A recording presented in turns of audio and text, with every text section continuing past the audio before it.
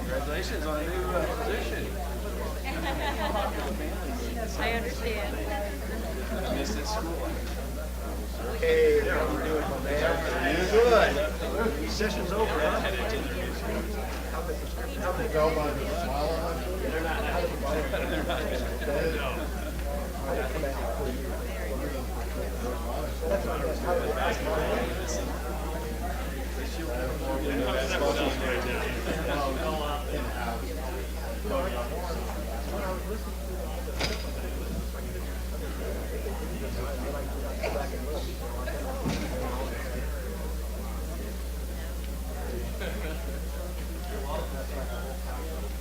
Yeah.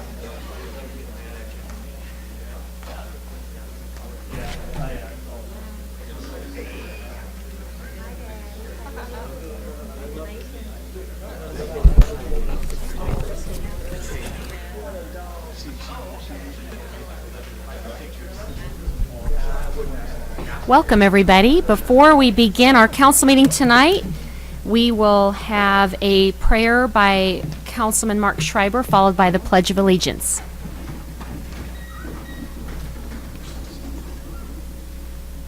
Our Father, we thank you for this day and for each day. We ask for your guidance, patience, and forgiveness. May we extend the same to those in our lives. May our thoughts be pure. May our words be kind. May our decisions be just. Bless the men and women who serve our country. Father, we ask that all humanity may be granted peace. Amen. Amen. I pledge allegiance to the flag of the United States of America and to the republic for which it stands, one nation under God, indivisible, with liberty and justice for all. Welcome. I'll now call the Monday, May 15th, 2017 City Council meeting to order. Mrs. Powell, roll call, please. Fitzwater. Here. Graham. Here. Henry. Hussey. Here. Kemna. Here. Mahalovich. Here. Prather. Here. Schreiber. Here. Ward. Here. Wiseman. Here. I'll now entertain a motion to adopt the agenda. So moved. Second. Any discussion? All in favor? Aye. Any opposed?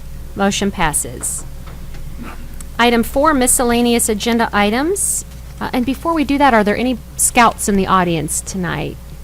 All right. I just had a couple in my office, and they were heading to a scout meeting, and we had a good interview. So thank you. Item 4, miscellaneous agenda items. Item A, we have a proclamation for Dr. Kevin Rome. And welcome. If you would like to come to the podium, we would like to take a moment to recognize you, Dr. Rome, for all of your service to our community. You have been a wonderful leader for Lincoln University. We have appreciated all you have done during the time you've served as president. So I'd like to start by reading and sharing this proclamation that we have for you, and then would like to have some comments from you, and we'll get a picture together. So thank you.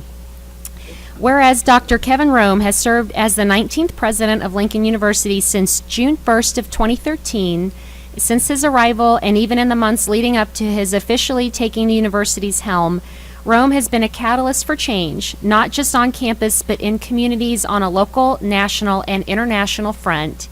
And whereas at the forefront of Rome's goals is increasing student enrollment and retention, in fall 2014, the university saw a 26% upturn in enrollment, and in fall 2015 welcomed the largest freshman class in recent university history. This positive increase can be attributed to Rome's push to find innovative ways to market to prospective students. And whereas under President Rome's leadership, more students are choosing to start and continue their higher education at Lincoln University. In 2013 and 14, Lincoln University was recognized by the Association for Public and Land Grant Universities with the 1890 Retention Award. This award honors the land grant institution with the highest percentage of student retention from their freshman to sophomore years. And whereas his administration has also brought an expansion in academics, after more than 4 decades, the university's nursing program, which is consistently one of the most popular areas of study, transitioned from offering the Associate of Applied Science in Nursing to the Bachelor of Science in Nursing. In addition to new degree programs, Rome is leading the effort to internationalize the university.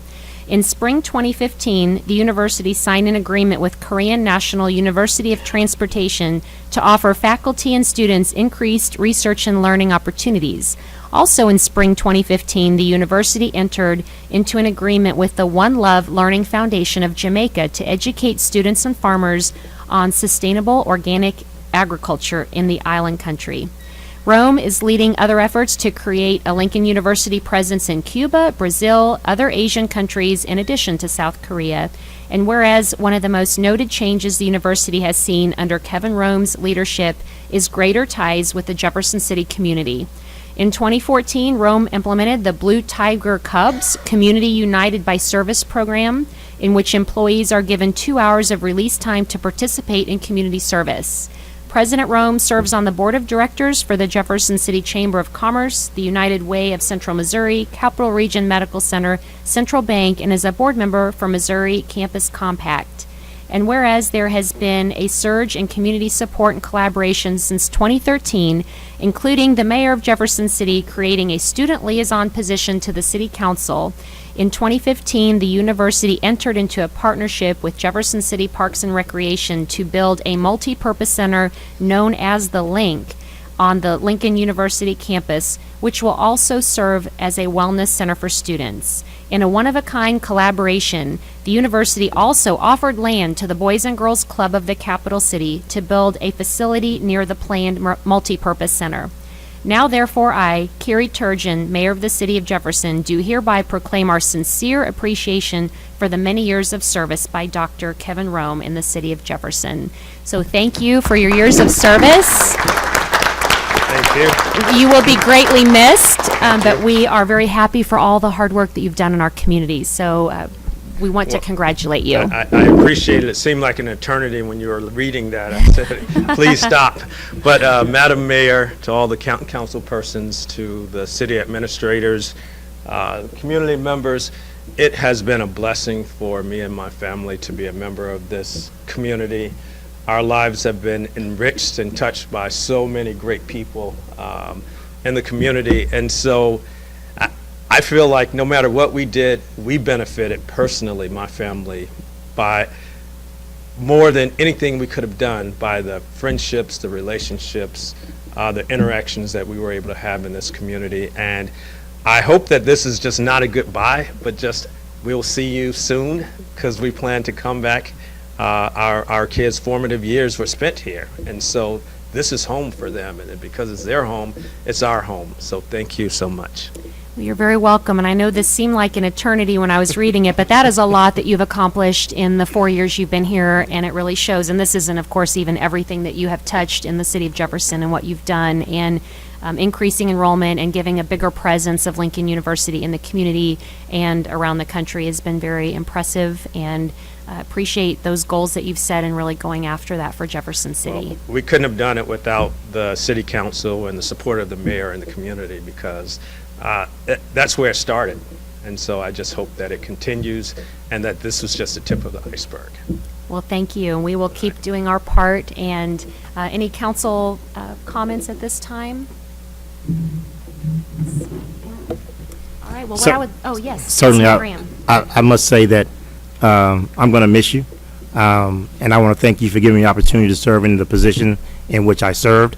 when Dr. Rome first came to Lincoln, he had talked about partnerships, and he had talked about the university and the community being one. So I will never forget that date in which he called me to his office. It was a Friday at 4 o'clock. A new president, you don't know what's about to happen. He invited me to his office to ask me to sit down, and he talked about this community, and he talked about the seriousness, the partnership, and how he wants us to be one community, one university. And so he created the position in which I'm serving in now and made it a cabinet level position in which I reported directly to the president and also the leadership team. So I just want to say thank you for giving me the opportunity to serve in which I am serving now and with the community of Jefferson. And I'm hoping that the next person that comes in sees the same benefit. He's going to have some big shoes to fill, whoever he or she may be, but certainly I'm going to miss you from the bottom of my heart. Likewise. Thank you for all you've done. Thank you, Councilman Graham. And at this time, I'd like to present you our proclamation and a city coin, and we'll all come forward, and you have a couple of representatives from Lincoln if they would like to come up as well, and then the council will come up here and we'll have a photograph. Sure.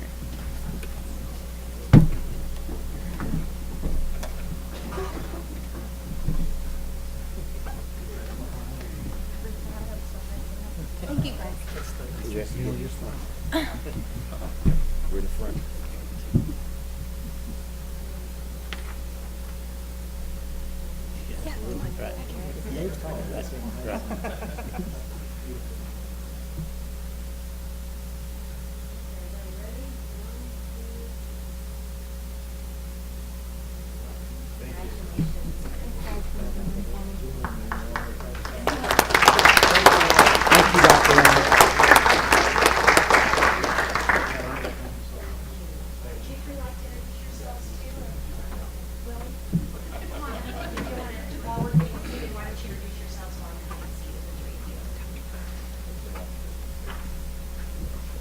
Good evening, everyone.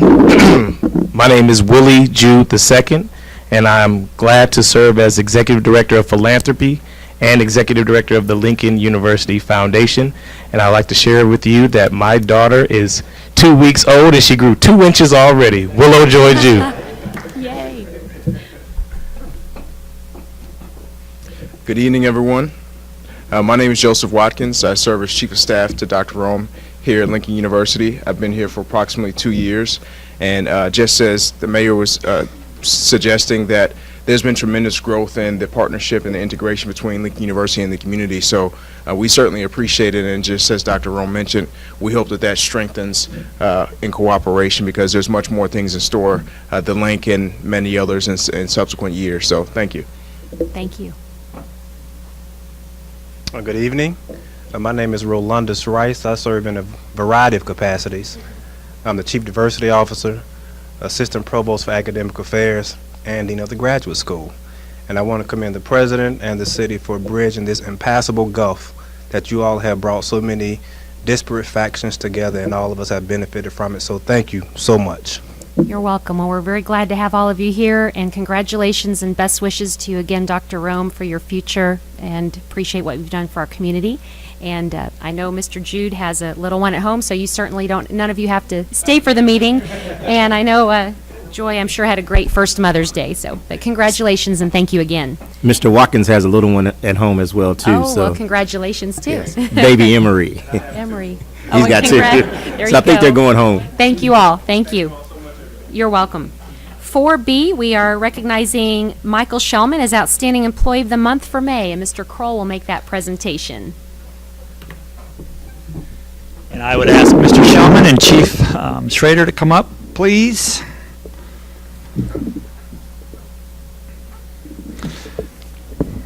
So congratulations to Michael Shellman, City of Jefferson Police Department Records Clerk, for receiving the City of Jefferson Outstanding Employee Service Award for May 2017. The recognition is not only for the specific examples referenced in the nomination form, but also in recognition of all the service Mr. Shellman provides to the citizens of Jefferson on an ongoing basis. So I thought I would read a few of the comments on the nomination form, but not all of them. They are on our website.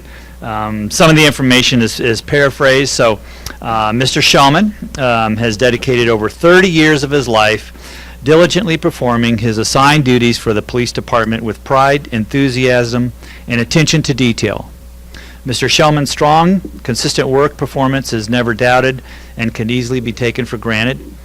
Mr. Shellman can often be found stopping what he is doing to assist fellow co-workers and city employees.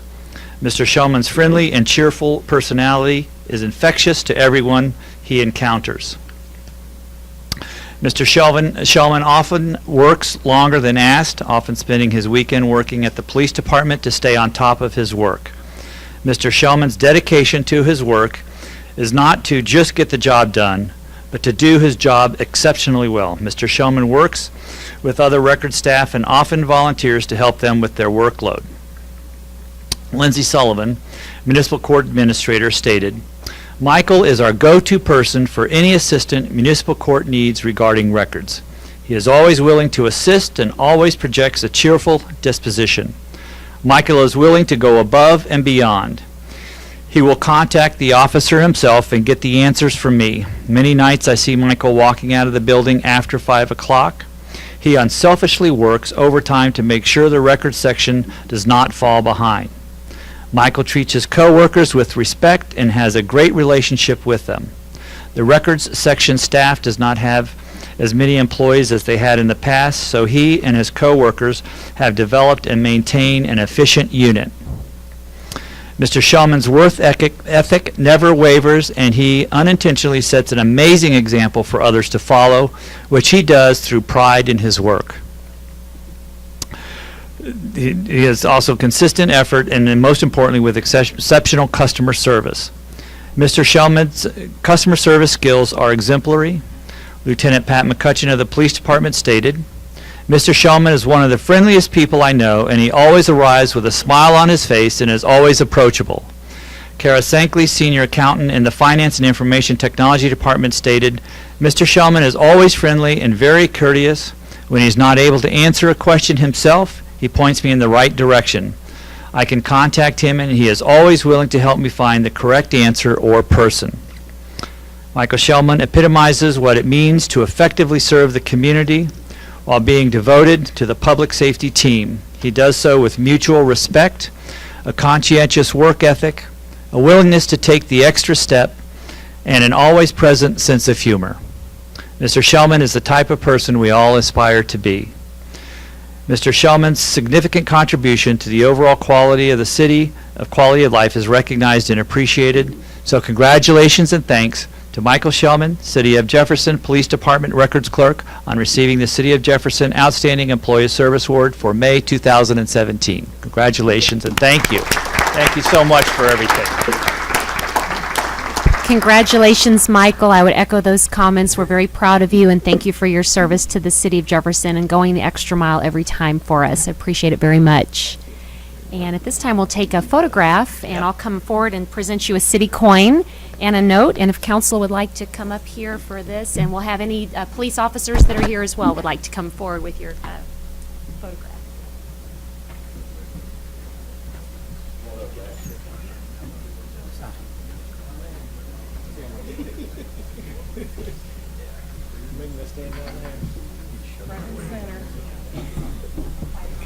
This is my spot now.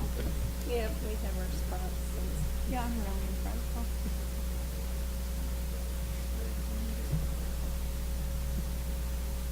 Okay, everybody ready? 1, 2, 3.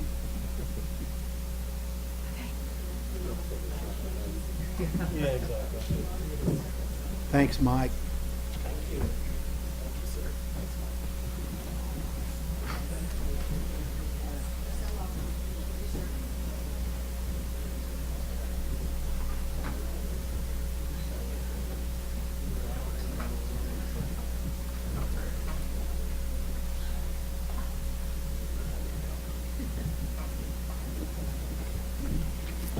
Thank you.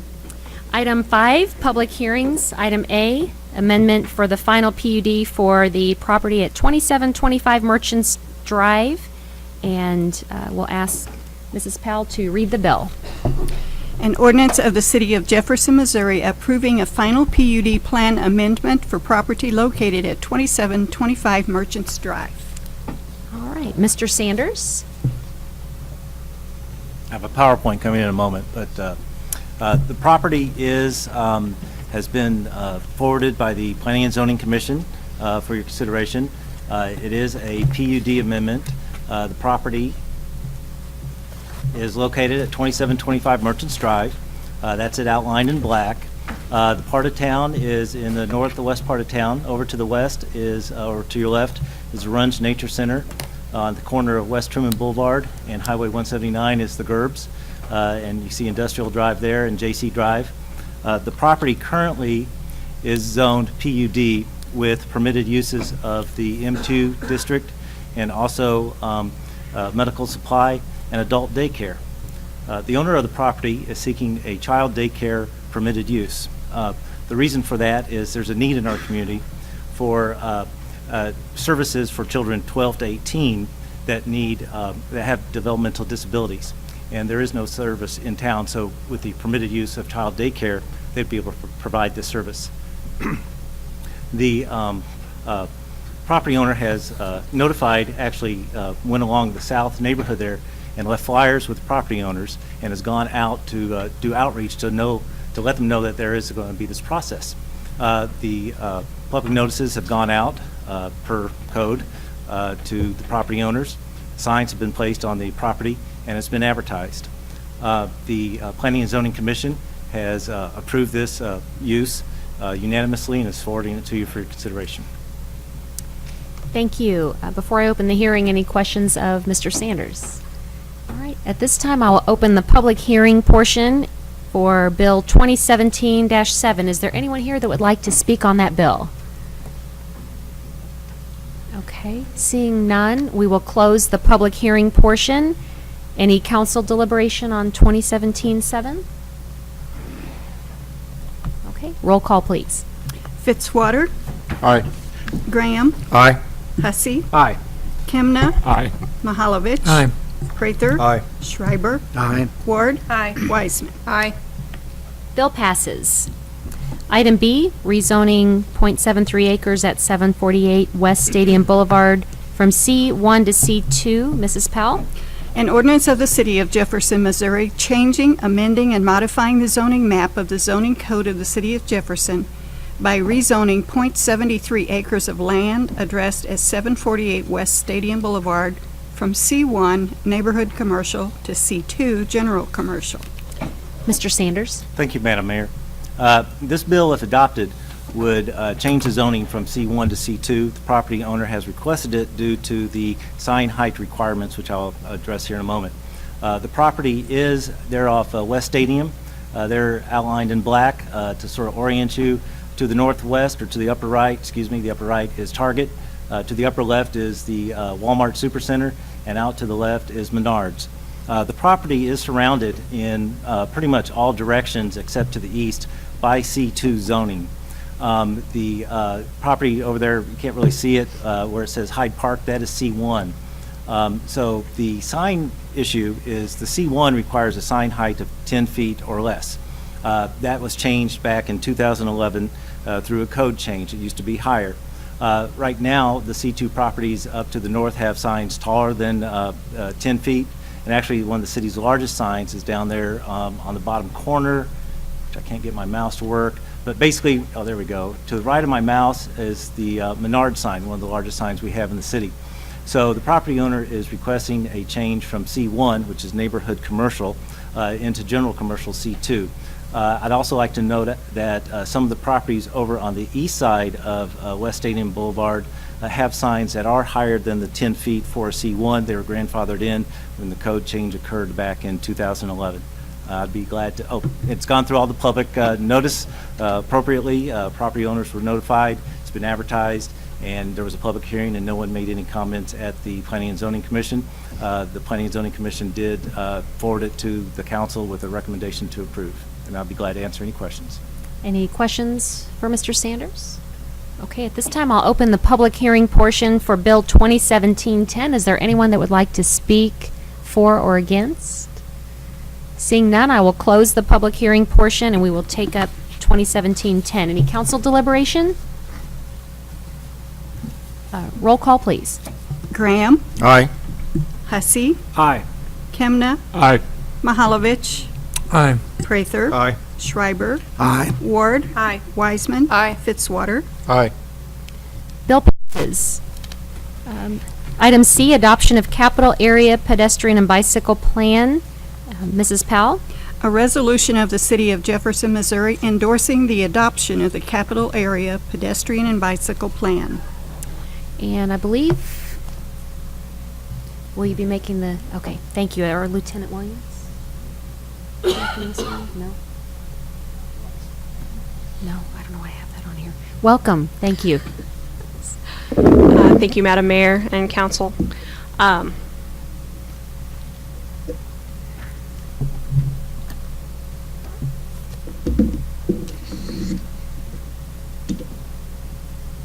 So I'm here to give a presentation on the Capital Area Pedestrian and Bicycle Plan, which has recently been adopted by the Planning and Zoning Commission as part of the comprehensive plan for the city. The plan was adopted by the Campo Board in October of last year. It was adopted by the Planning and Zoning Commission in February of this year, in April of this year. It's been endorsed by the Parks and Recreation Commission, and it has been recently adopted also by the City of St. Martins, which falls within our Campo boundary. Are there any questions about Campo or what Campo is? Does council have any questions?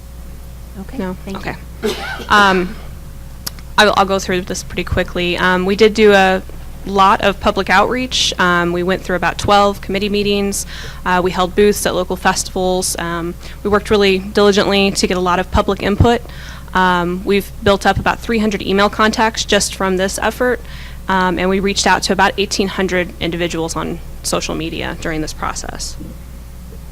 I won't go through all of these goals, but in general, the goals for the plan include improvements to safety, access, and education concerning walking and biking. There's a focus on stimulation of economic development, encourage of community and regional involvement, and improvement of health and well-being within the community.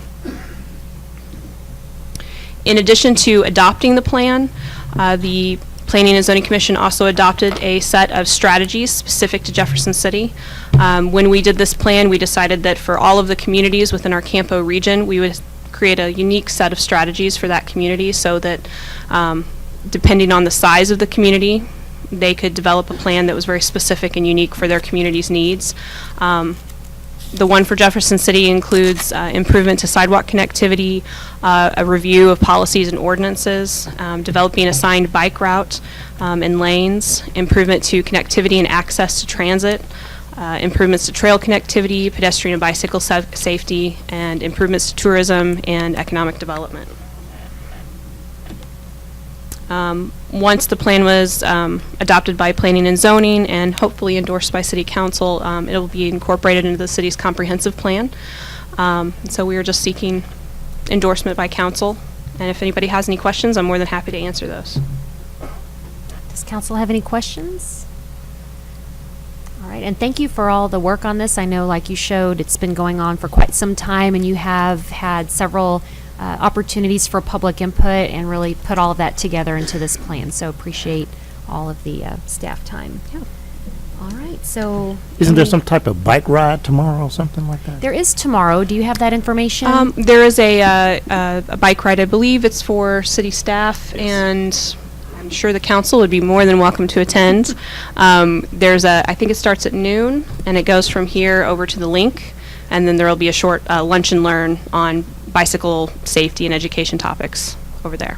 Great, thank you. Mm-hmm. All right, any further questions of council? No? Okay, and at this time, we'll entertain a motion to adopt the resolution RS 2017-2. Second. All right, and with that, then I will open the public hearing portion of the bill or of the resolution. Is there anyone here that would like to speak for or against RS 2017-2? Seeing none, we'll close the public hearing portion and we'll take up resolution 2017-2. Any further council comments or deliberation? Roll call, please. Hussey. Aye. Kemna. Aye. Mahalovich. Aye. Prather. Aye. Schreiber. Aye. Ward. Aye. Weisman. Aye. Fitzwater. Aye. Graham. Aye. Resolution passes. Item 6, there are no appointments by the mayor. Item 7, presentations from staff consultants and invited guests. We have Mr. Burkhart of the status report for the ad hoc steering committee to review building and construction codes. Oh, my. Read through each and every one of them. Well, it's gonna be a short meeting, right? Welcome, I think. I promise to be very short. Well, this is a report on the ad hoc steering committee. Let's see if I can get out through operator. The council passed on December 21st a resolution forming this ad hoc committee. We were underneath the 2009 version, and so it was beneficial for us to start looking at more current codes in 2015 for health, safety, and welfare of the community, and also it does affect insurance rates. So this is just a refresher for the council. With that, they made a steering committee and technical subcommittees were formed. The council actually approved 9 steering committee members of the community. And they first met February 25th of 2016, and then they named 5 technical subcommittees to review. In total, 33 volunteers from the local community were involved. 6 owner developers, 11 design professionals, 11 contractors, and other 5 members that were related to construction. So with that, we started reviewing the building codes.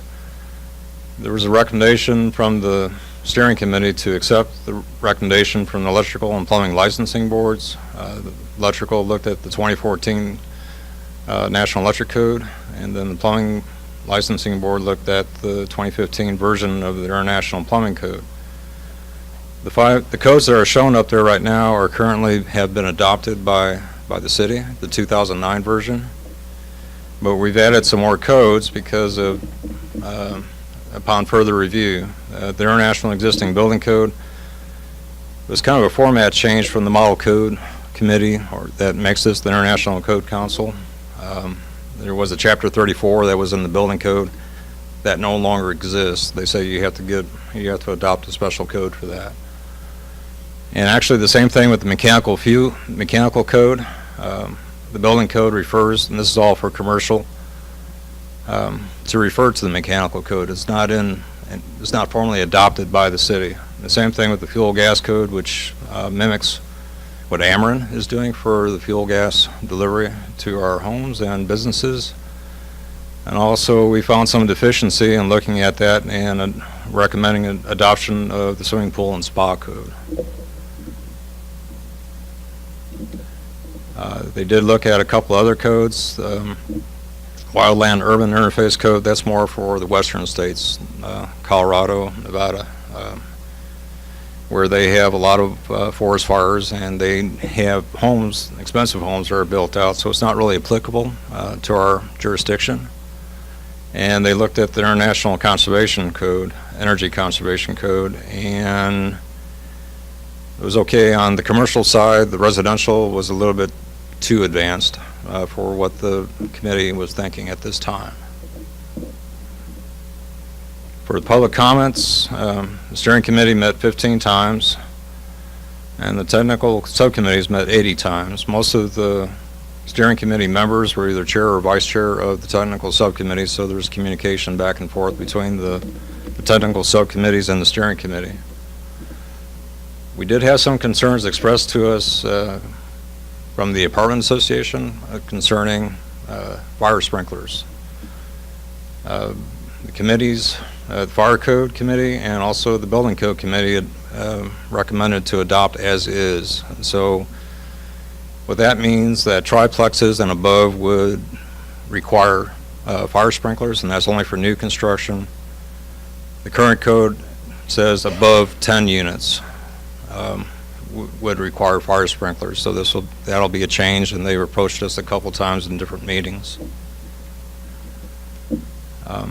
Underneath the city website, we do have an update page on what we have been doing with the 2015 codes. Constituents and other interested parties of reading the code. By the way, this will go to the city clerk's office for public comment or for public access. So the city clerk's office, it has to keep all codes that have been adopted by reference, so if someone walks in that they can access it. From now, we're looking at a couple of public comment meetings on June 1st and June 15th, thanks to the police training room.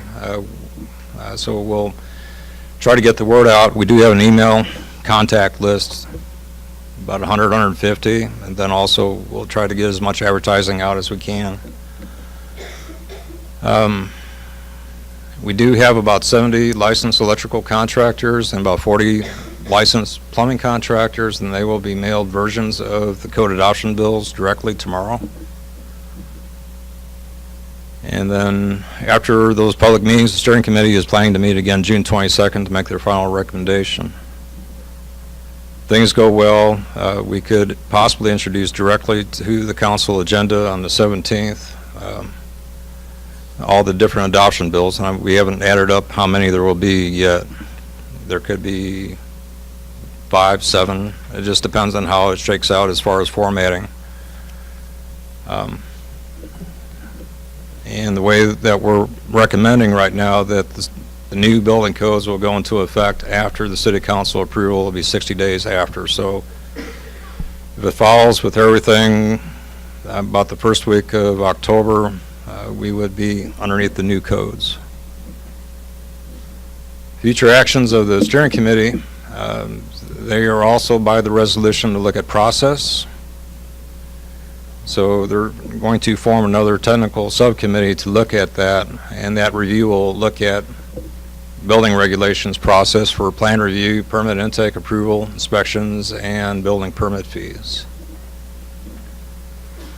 And I know that was real fast, but they told me to talk fast, so. But if you want to, these are all the codes that we would be looking at to recommend to adopt. There will be 10 codes in its entirety. So if there's any quick questions, but. Thank you for the update, Mr. Burkhart. And I know that we appreciate the community members that have spent time working on this committee as well, because that's been part of the process, is kind of bridging the gap between City Hall and the public, and making the codes that I guess just working with the community on it too. So appreciate that piece of it. Well, thank you. We have some very talented people in town. Mm-hmm. So well, thank you. It's a lot of work. I can only imagine going through all that. Was there any questions of council? Comment. Councilman Graham? I just can't wait until the public comments are brought back to us, because I've heard a lot of comments about the sprinkler system requirements. So I'll be interested to see as it relates to the comments in which we receive out of the public hearing that's scheduled for June the 1st. I've had a lot of comments about that requirement. So it's mainly financial aspects. Yes. Any other comments, questions? That was close to my comment, but I guess I'm interested in what efforts have been made to reconcile developer interest code and code enforcement, and to bring about a reasonable consensus that considers both public health, safety, and welfare and the economic development interest of the developers. So as we put all that together, can we still be a community that promotes health, safety, and welfare, the residents plus, still get the developer community to want to invest in the city? And I think that's what we need to protect, and yet I don't know how you achieve that. I wish I could say I did. The only thing, we also looked at Columbia, and Columbia has adopted the 2015 codes a year ago, or last October, and their sprinkler requirements are currently in sync with what we're recommending. If you go out to the county has a 2000 version of the building code. And so with their requirements for apartments, it's over 16 units, but they also have a 2-hour fire separation between the units. The way the code is written now, we only can do an hour barrier between the units. So the code is taking into account that you really need fire sprinklers, and I'm sure that the fire department, Chief Schofield would be glad to share a little bit in the future about the benefits of having a sprinkler system. It does save the building, it does save occupants.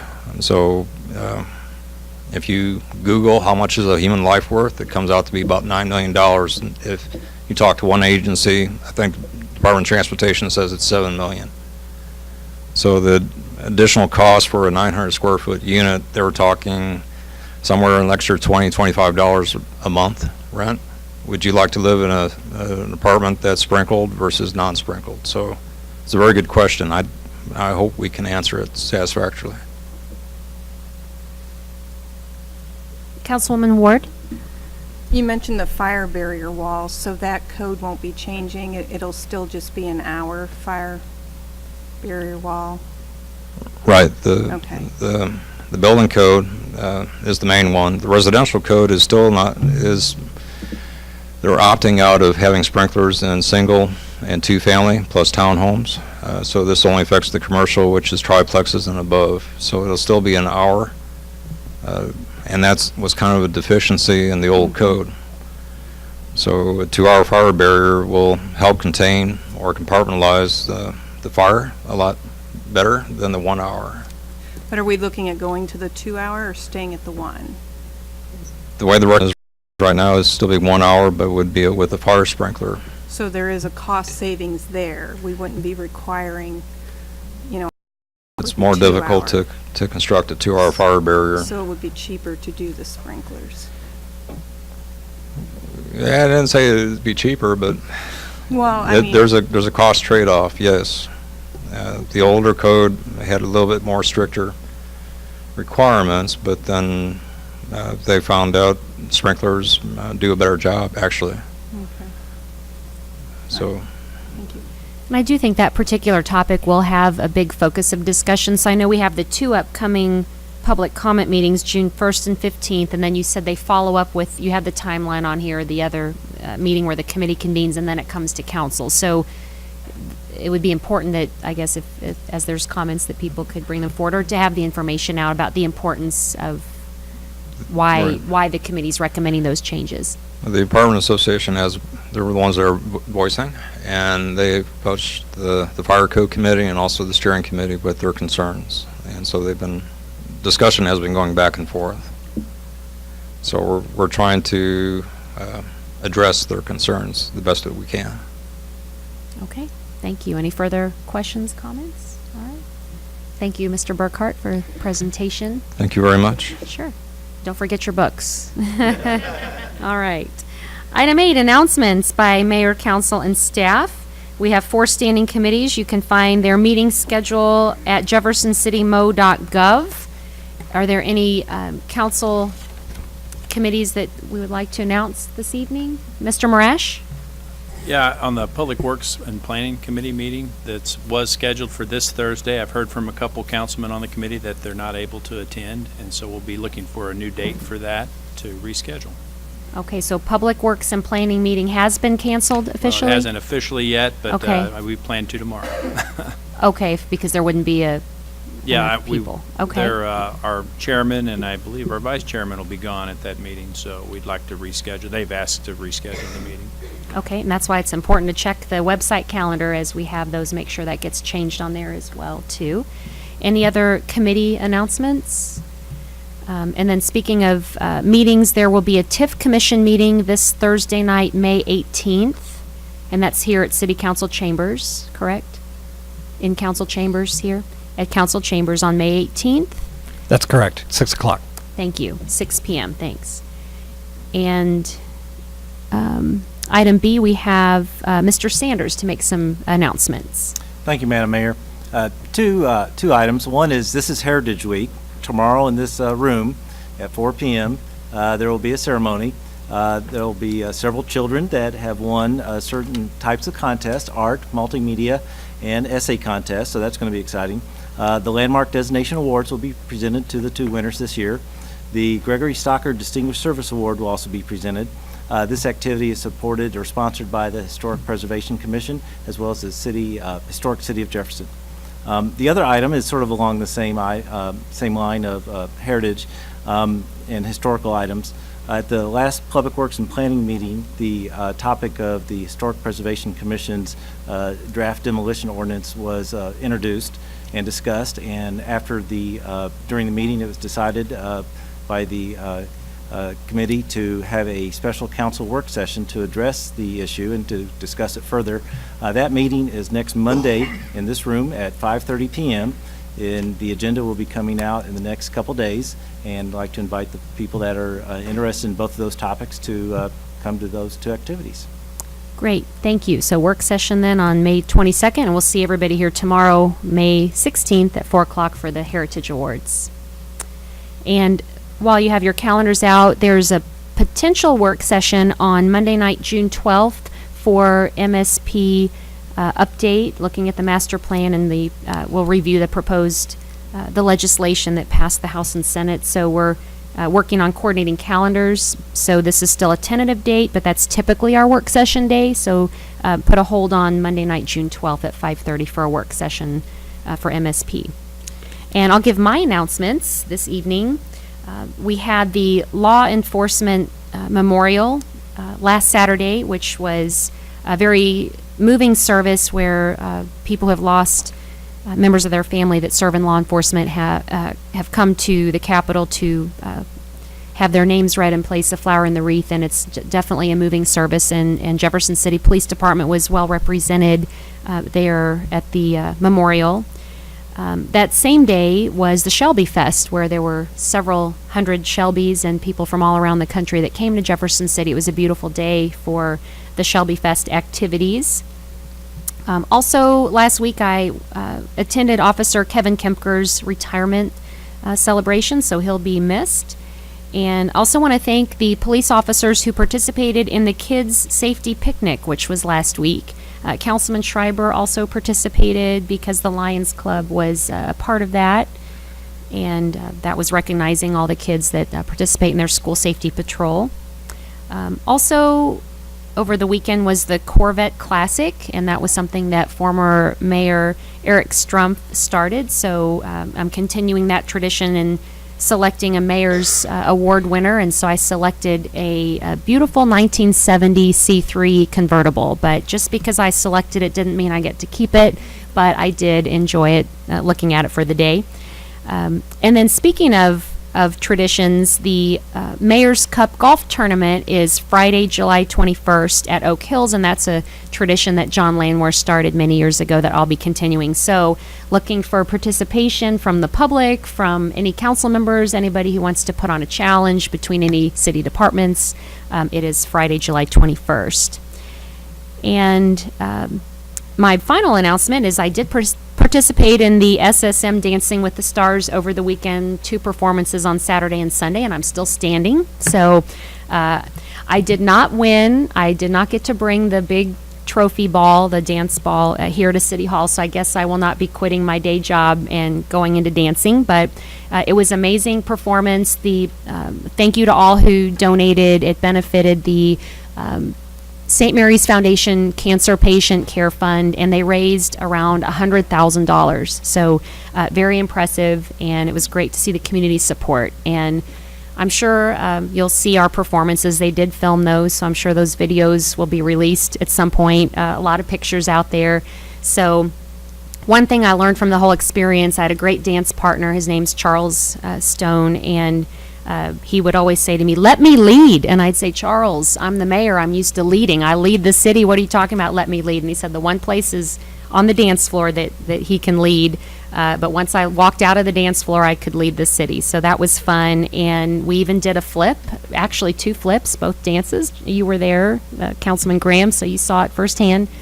That I actually, and then David Kimna was at the Sunday performance too. I don't know if any other councilmen were there, but it is true, I did flip. So from now on, when you hear them referring to me as the flippin' mayor, that's why. I swear it's all good. I'll take that as a compliment, but I have a new nickname. But it was fun to learn to dance, to go into something like that with no dance experience. When I got the call to participate, I don't know if I realized quite what I was getting into, but whatever it takes to help the community and help those in need, and the cancer patients is really what it was all about. So I reminded myself every time I would try to, and I didn't flip quite like that, but thankfully I landed on my feet there, Councilman Prather. But so that was exciting.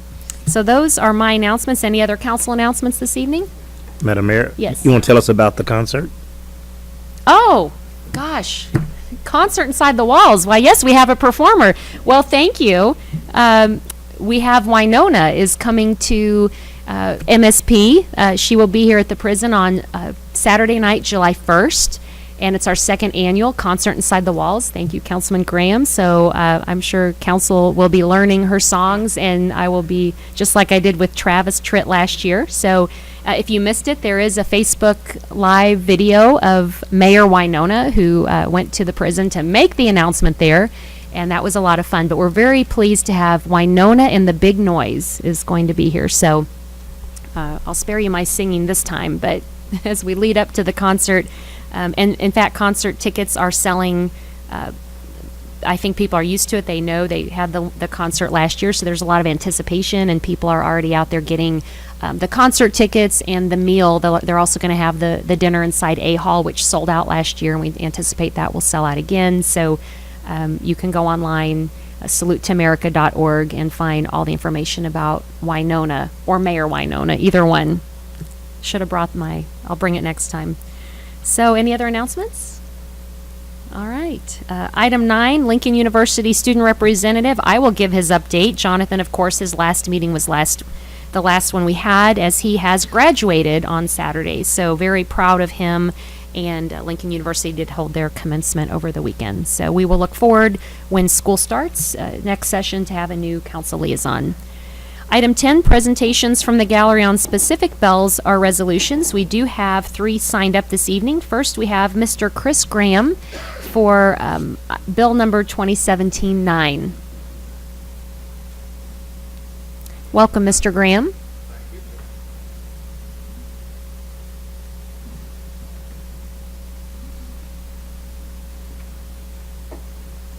Thank you, Madam Mayor. Welcome. The council. Thank you.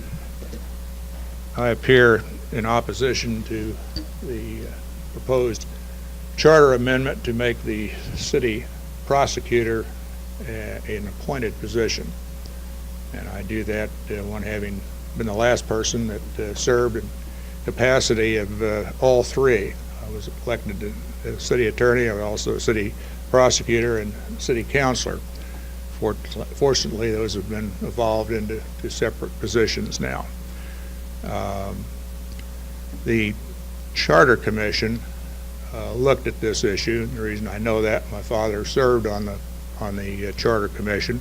We discussed the position, the city officers, and which should be appointed, which should be elected. There was no interest in making that position appointed. I can reconfirm that tonight. Carolyn McDowell, sitting in the audience, she was also on that Charter Commission, and she confirmed what I recall. I think it's a mistake. The city prosecutor is prosecuting fellow citizens, and whoever that person is, they need to be responsible to the citizens of Jeff City, not the mayor, not the council, not the city administrator. You make that an appointed position, it opens a possibility for mischief. And I think the people of Jefferson City would want to keep voting for the city prosecutor. I don't see any groundswell of support. It's working fine. The old saying, if it ain't broke, don't fix it. I don't know where this idea, I'm sure people mean well, but my opinion is not good government. It's a mistake, and I hope that the council would concur and kill this proposal. Be happy to answer any questions. Thank you. Are there any questions this evening? All right. Thank you. Thank you. Next, we have Mr. Charles Jackson.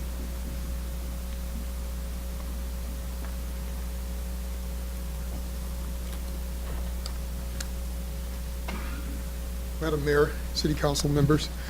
I rise to speak on the same topic. I sit in the court. I've been sitting in the court for the last year as an advocate for the youth in our community. I think you need someone there in that position that's accountable to the people. I also noticed during that time I've seen a few council members that have come through for a brief period of time, but do they really understand, or do you really understand what takes place and the amount of time it takes for preparation? I've been in law enforcement for going on 43 years, and it takes time preparation from the officer standpoint to prepare for court, and I know it's the same thing from the prosecutor. I think there's about 15,000 cases, 13 to 15,000 cases that go through the city court each year, and so it takes time for them the prosecutor to prepare and present those cases. And I think the proposal is that a city attorney would handle those responsibilities. And where would we find the time to do that? And also, what is the accountability? Is he accountable to he would be accountable to the appointing authority. So I would really appreciate you reconsidering and leaving it as a elected position.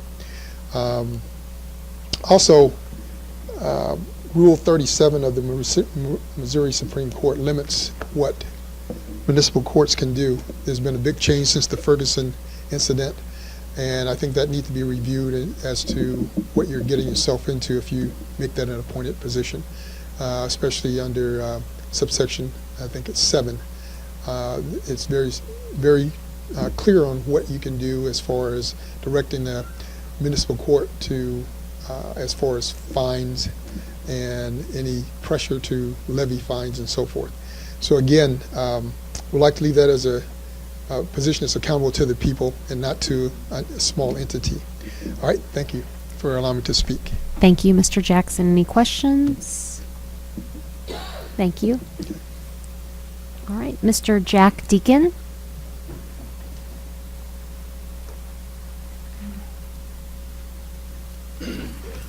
Welcome.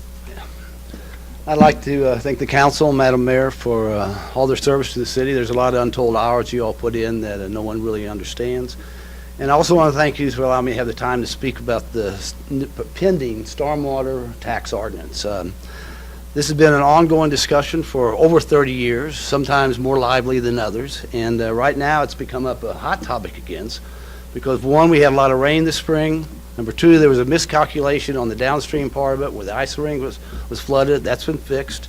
Satinwood has always been an issue, and with the development up there, Satinwood has really become more of an issue, same way with Edgewood. But it's not a crisis. It's a crisis only in our present future. I mean, we think it's a crisis, but it hasn't. We've been talking about it for so long. I would like to see the council postpone this until April, and in the meantime, have a meeting in every ward, in every precinct, tell us what is exactly the problem in that ward and precinct, how it can be fixed, why it's a problem, whose responsibility of it. Sometimes could be the city's responsibility that they don't know about. Sometimes it's a private landowner's responsibility because of diversion ditches. And then once we do have the meetings, they'll tell us what's going to be torn up. Sometimes there's a whole lot more construction going on, tearing something up than they ever thought it was going to be to fix it. And I don't see, and once again, I don't see it as a crisis. I would just like to see you all put it off until April. We have plenty of time to think about it.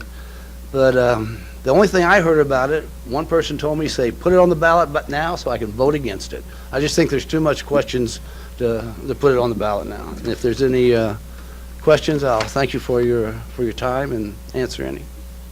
Thank you. Any questions this evening? Okay. Councilman Mahalovich. First of all, thank you for your service on the Planning and Zoning Commission. Talk about countless hours. Appreciate that.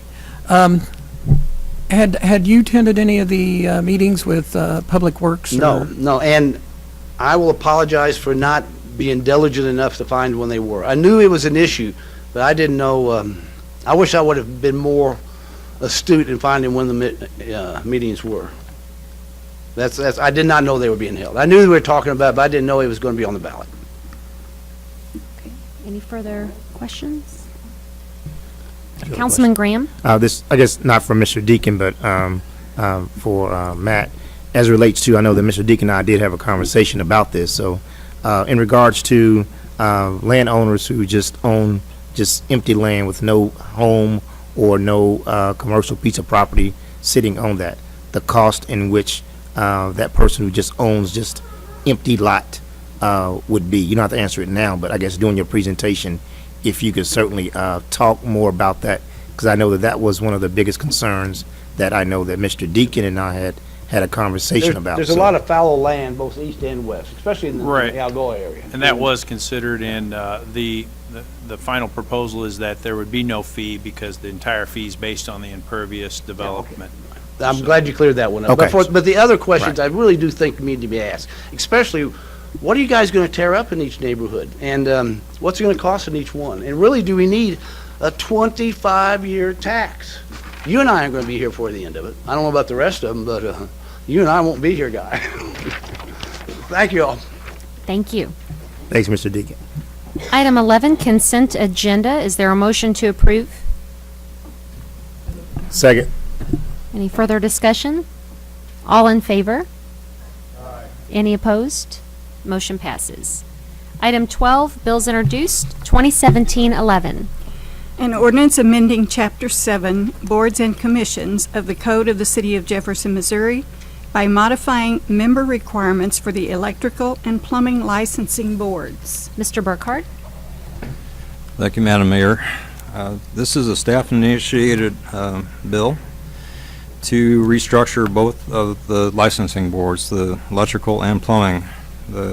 Those boards meet usually about once every 2 months, and they review applications for journeyman and master license applications. With this, currently right now, the electrical board has 8 voting members, and the plumbing board has 5 voting members. 2 of the members of each board are city staff. The plumbing and electrical inspectors are named chair by city code, and plus the director of planning and protective services designee is also a voting member. It's kind of unusual to have city staff as voting members for what I would call citizen boards. With that, though, what's being proposed is to limit to each licensing board 5 voting members, 2 contractors, 2 journeymen, and 1 utility representative. Currently, the electrical board has a utility representative ready from Ameren, but the plumbing board does not have any representative from any of the water providers. We did get confirmation from Missouri American that they are anxious to represent themselves on the board as a voting member. There's also a change to residency, and currently the electrical license board members can be in Callaway or Cole County, and the plumbing board members are only restricted to Cole, so this would equalize by recommending that plumbing board members could reside in Callaway in addition to Cole. What we have done is to get both licensing boards' approval for this modification. It was sent out to all plumbing and electrical contractors without any comments back. If anything, we got more positive comments. And then we introduced this to the Administration Council Committee on April 26th, which they then made a motion to pass on to full council for consideration. Are there any questions? Any council questions for Mr. Burkhardt? All right, thank you. 2017-12. An ordinance of the City of Jefferson, Missouri vacating and discontinuing a portion of the 800 block of West Water Street right-of-way. Mr. Marash? Thank you, Madam Mayor. As clerk indicated, this would vacate some right-of-way along Water Street. Basically, it's clear up a titling issue with the property there, and the current owner has requested the vacation. Any council questions, deliberation? Thank you. 2017-13. An ordinance authorizing the mayor to execute on behalf of the City of Jefferson a cost-share agreement for a Central Missouri multimodal port project feasibility study. Thank you. And Mr. Marash, we also have some representatives of the chamber. I don't know if Randy would want to come to the podium to be here when you make your presentation, or if you would like to go ahead and... Sure. I just give a short one. I told Randy if there's particular questions, he can field those about it. Okay, we'll bring you but- up, come on up to the podium, and Matt can give our, Sure. Mr. Marash can give our summary. Yeah, just real quickly on the summary, it is a cooperative type agreement, basically indicating the city would contribute $47,600, and all the three entities in it are the city, Callaway County, and Cole County. This also includes a supplemental appropriation from the fund balance to fund our share. And there's a pretty extensive PowerPoint in your packet about this information, but that's where Randy would come in, and if you have any particular questions about the ports themselves. Great, and I'll let Randy give us a summary too, and I do want to mention that there are kind of three different riverfront things that are sort of being discussed at the same time. So the port is completely different from riverfront access, which is the talk about going over the railroad tracks to the river. That's also different from the marina, which is a future master plan piece at the prison, and then we have the port. So three things that are completely different. So just to make that clarification so there is no confusion. And Mr. Allen, would you like to add anything to that? Thank you, Madam Mayor, Council. As Matt said, we would like for you to authorize being a part of a cost share agreement to see about getting this port feasibility study completed. The timing is really good because MoDOT is currently doing a statewide study on the feasibility of the 11 current ports in the state. And so one of the things that we need to do is we need to find out if our potential port is feasible, whether it has cost-benefit analysis to us, whether the sites, which we're studying two, one in Algoa and one across the river to the west of the city of Jefferson on the Missouri River, and also to be able to study the fact that there is market for barge traffic down the Missouri River. As many of you know, there is no active ports between St. Louis and Kansas City, and so we think this is the prime time to do it. There is lots of legislation pending both in the federal government and state government with regard to incentives for doing ports. So we think this is the time to do it. We can contract with the consultant that's currently doing the MoDOT study, and we think that will be beneficial. So I'd be glad to answer any questions that you might have. Thank you. Any questions for Mr. Allen? Okay, thank you, and I know Thank we have you. some others here from the chamber as well. Thank you for being here. Missy Bono is here, the Director of Economic Development, and Janet Weckenberg, who's our current board chair. Great, thank you. 2017-14. An ordinance authorizing the City of Jefferson, Missouri to enter into a lease purchase transaction with BMO Harris Investment Company, LLC, as lessor with respect to the acquisition of certain equipment, and authorizing and approving certain actions in connection with the execution and delivery of said lease purchase transaction. Mr. Molman? Thank you, Mayor. The proposed ordinance approves 4 documents: a master lease purchase agreement, equipment payment schedule, escrow agreement, and a tax compliance certificate and agreement with BMO Harris in relation to the financing of fire apparatus. The council has previously approved awarding financing RFP to BMO Harris. What this ordinance does is it specifically authorizes these documents, which bond counsel requires these documents to be approved by the council specifically so that they can write their tax opinion and the city can enjoy the benefits of having a tax exempt master lease. Closing is set for May 19th, which is this Friday. After that time, the interest rate guaranteed by BMO Harris expires, so that is why we are requesting a suspension of the rules. If you have any questions, I'll do my very best. Thank you. There's been a request to suspend. Councilman Graham? Madam Mayor, based on the information that Matt has presented to us and serving as the Chair of Public Safety, I would ask for a motion to suspend the rules and ask that this be third read. Thank you, and I didn't have my mic on there, so I had asked for the request to suspend. Thank you. Are there any objections to suspend the rules? Seeing none, we will take up 2017-14, if Mrs. Powell would third read that.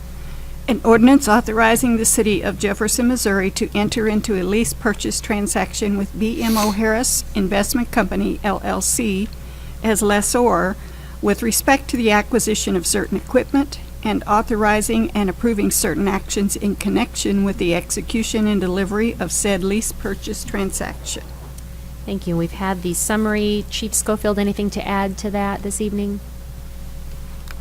No, I'll be happy to answer questions and read the companion bill follow-up to this, but it does require us to act in a certain amount of time, and that is a very competitive interest rate at 2.48%. And so that is why we're trying to expedite and really formalize kind of the arrangement that we had already previously discussed in that awarding of the RFP. Thank you. Are there any questions of council or council deliberation? Councilman Mahalovich? I got a point of order. Should we not voted on that that motion? I don't believe it's necessary. It's just the charter calls for at least 2 objections to overrule a request to suspend. Very good. Then I got a question with regard to the past arrangement. The past arrangement was structured in what way for the purchase of the fire trucks? It was. Yeah, I can try to address that. The previous arrangement that we had was a turn-in lease, and the turn-in lease is where we never actually would own the equipment. We would lease it for a certain number of years under certain requirements with mileage limitations, and that equipment would then go back. And our previous arrangement with Pierce Manufacturing was not only an arrangement for the equipment but also for the financing. And so that was a turn-in lease, and this particular instrument is very different, and that is a lease purchase.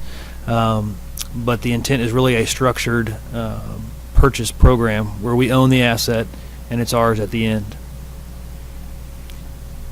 Good. That the terminology that's threw me at first. Yeah, understand, and we also struggle with the semantics as well. The lease, the concept of a lease for a municipality allows us to enjoy a much more favorable interest rate. Councilman Prather? And there is no balloon payment at the end, correct? No, that is correct. Okay. No balloon payment. Further questions or deliberation? Okay. Mrs. Powell, roll call, please. Kemna. Aye. Mahalovich. Aye. Prather. Aye. Schreiber. Aye. Ward. Aye. Wiseman. Aye. Fitzwater. Aye. Graham. Aye. Hussey. Aye. Bill passes. 2017-15. An ordinance of the City of Jefferson, Missouri, authorizing the mayor and city clerk to execute a $4,755,986 agreement with Sentinel Emergency Solutions and Rosenbauer America, LLC, for the purchase of 7 Rosenbauer Commander fire apparatus to replace the current frontline fleet for the Jefferson City Fire Department. Chief Schofield? Thank you, Madam Mayor.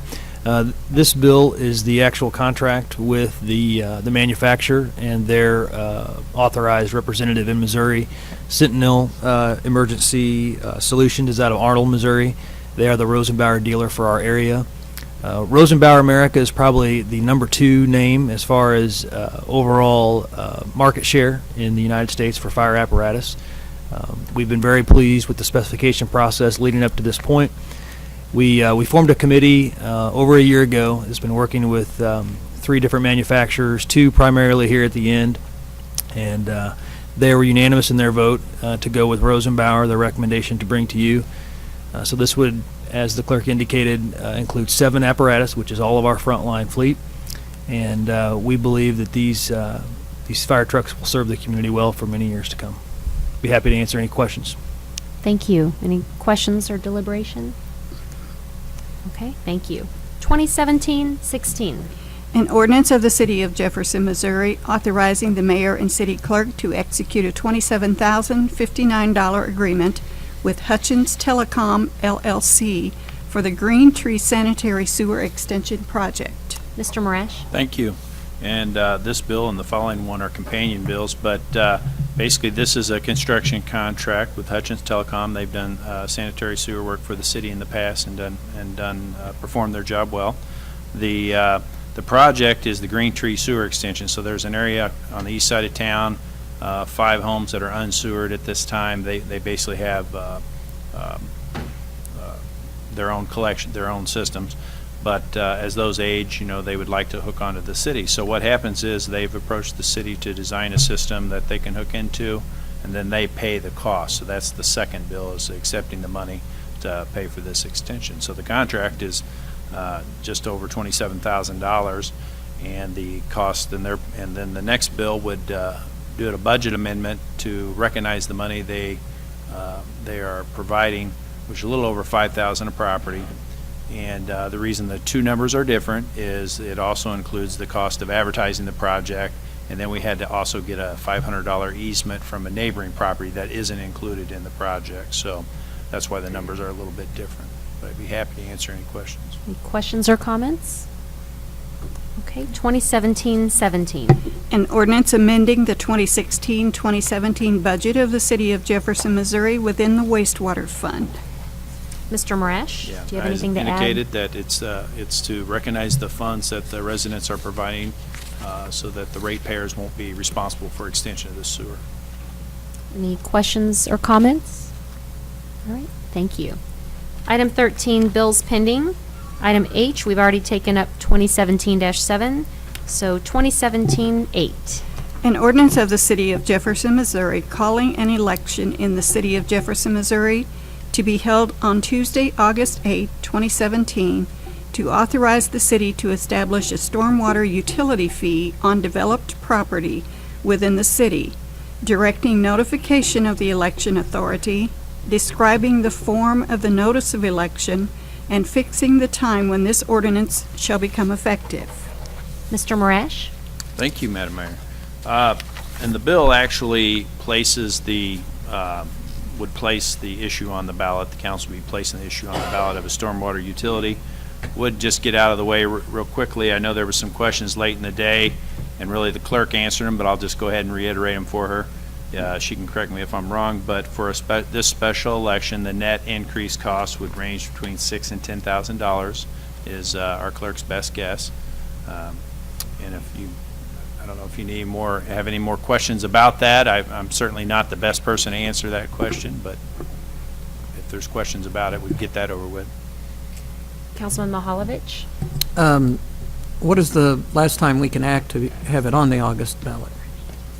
I'll defer to Ryan, our attorney. Questions are due to the county clerk by May 30th.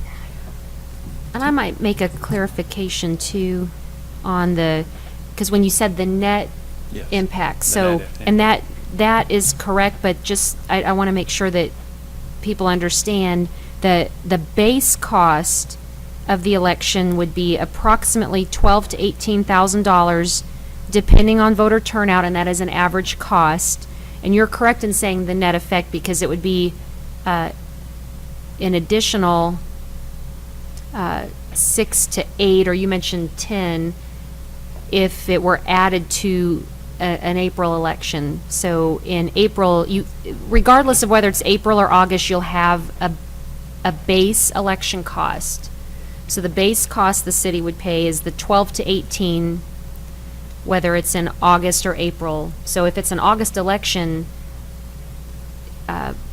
you said 10, but the approximate base cost is 12 to 18.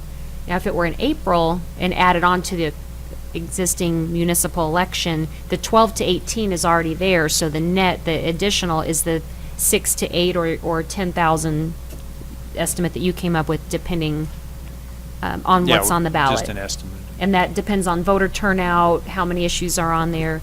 The more that's on there, the higher voter turnout, the higher the cost. So did I explain that correctly? Okay. So August election, 12 to 18 estimate. April election, add 6 to 8 to 10 onto that. So while we're talking about cost, Mahalovich. Are we aware of any other issues by other entities to be put forth on this in August? Not at this time, although they have until the end of, I believe they have until August, I'm sorry, May 30th. May 30th. The ballot must be certified, so we're not aware of anything, but they would have until that date. So, Mr. Marash, we'll let you do Okay. your I presentation. just wanted to clear that up since Sure. we were talking about the ballot language is what the bill really is about. So I have a short presentation. Most of you have seen it before, just about our stormwater finances and what we're talking about, what this would actually do. This just happens to be one of our last floods back on May 1st. We took this picture, and in the background, of course, you can see the little bridge is flooded out. We had some residents on the other side of here, and so this has probably brought the issue to the forefront, as Mr. Deacon had indicated, that there's been some floods recently. In fact, 5 in the last 8 months. So those kind of some weather anomalies have occurred in this last year, brought this issue back to the forefront. But prior to that, we were already working on this slide on the 20 million. We started developing a little over a year ago, about a complaint list that just tracked the complaints we were getting on stormwater that weren't being repaired. I think a lot of the council were getting questions about, why is this hole in my yard for a year until you can fix it?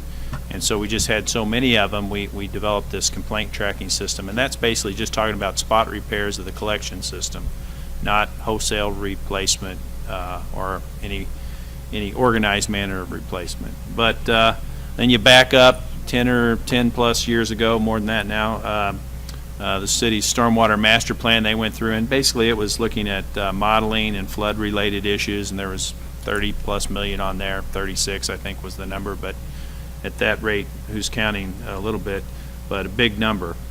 At the same time, right after that, we went through a process, almost 8-9 month process like we have this last time, of talking about a utility and what the needs might be and the cost. And from that study, it looked like if we had about $2 million annually to address some of these issues, we'd be a little more proactive and organized about these replacements. And then also include some of the flooding issues in there as well. But and so really that's what this fee is based on. It's estimated to bring in about $2 million annually at the base rate. And right now, just so everybody has a feel for what we're spending, about $360,000 is our annualized cost out of the half-cent capital improvement sales tax. So, obviously we're out talking to a lot of residents after each rain. We have a person assigned to do that. It's not an easy job, and so there is a long waiting list. But we do maintain one and try to work our way through it as we go. But we tell people we do have a minimal level of service as it relates to stormwater at this time. So, go on to the next slide here. Sorry if you can't read that too well, but this is a slide we've had in our presentations over the last 8 months. We've been talking about this, but and by the way, those presentations are on the Wet City website, so you could go to the front page and there'll be a link to direct you to these so you can look at them for yourself. So we've kind of, in those presentations, what we did is not only say, well, what's a city utility, what is it, what would it pay for? We listed 7 items that are potential funding categories, but we also in those presentations did little case studies in maybe watersheds or various wards and neighborhoods, and we did about 3 of them around the city, so it gives people a feel for what we're talking about and the cost.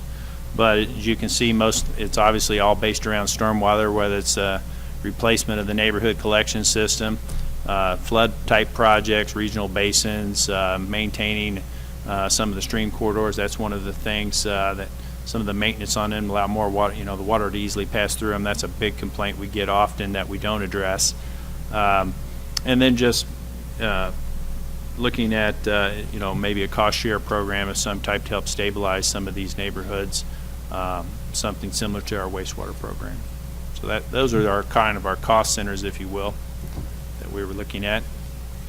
As far as who would pay the fee, basically everyone, all the parcel owners, every residential, commercial, industrial, etc., not profit, religious, educational, governmental would be charged a fee similar to their wastewater fee or their drinking water fee. Basis for the fee, there's a nationally accepted method for this called ERU, Equivalent Residential Unit. So that's the method our stormwater master plan outlined over 10 years ago, and many cities here in Missouri utilize the same thing now. But the proceeds would basically be things that pertain to stormwater, whether it's the operation, billing, collection, regulatory compliance, fixing the infrastructure, all of those things would fall under this system, very similar to our wastewater system. And we did accept the public right-of-way and streets from this because they are considered part of the conveyance system. So if you can get the water to the street, then it can be that's part of the collection effort. So we don't charge the pipes or the street. And feel free to stop me if you have a question as we go along, but I know a lot of you have heard this before. Just to kind of reiterate the chart, it's very straightforward, trying to keep the thing very straightforward, or the more straightforward it is, the less the administration costs. So we don't want to eat up the fee and create us to have a higher fee by parsing this up in so many ways, but basically all single-family homes would pay the same fee, a flat fee across the board, and that's very common nationwide. $350 a month is the proposed fee in the first year. The duplex, under our zoning code, they're considered single-family, so each side pay the same $350 a month. All other classes, everything that's developed, so I guess the key word there, if it's undeveloped, as the question came in, they wouldn't be charged a fee because it is based on the impervious. So all classes of developed parcels would be the computed ERU fee. And I got an example here in town, as I indicated, just to show you that. But ERU, what's that stand for? Equivalent residential unit. So the median household size in Jefferson City is a little over 1,500 square feet. And to account for driveways and other impervious, we get that 2,500 square feet denominator there. So that's how we figure out what the developed parcels fee will be. And so again, I got an example. But just a side note, we also indicate in the language that there'd be a 2% annual adjustment just to keep the fee relevant as we move through over time. Certainly we have increase in labor and construction costs and various things. But in 25 years, year 2043, that would put you about $5.74. So that's where that ends up. Trying to make it straightforward so people understand it. How long would it last? 25 years.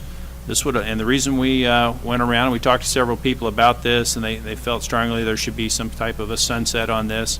And the reason 25 years is quite a ways out, but there was also some consideration that maybe the council should bond some improvements to get some of these things started. So typically those last 20 years, the time you get the fee up and running, see where your income stream is, then you could actually bond for some improvements up front and get some of these things in the ground. Also very similar to our wastewater system. Annual adjustments already indicated, takes effect January 1st every year, 2%. The basically, what is that ERU? So I think there's probably most questions about that. But it basically outlines, a parcel's building footprint, their driveway, their sidewalks, etc.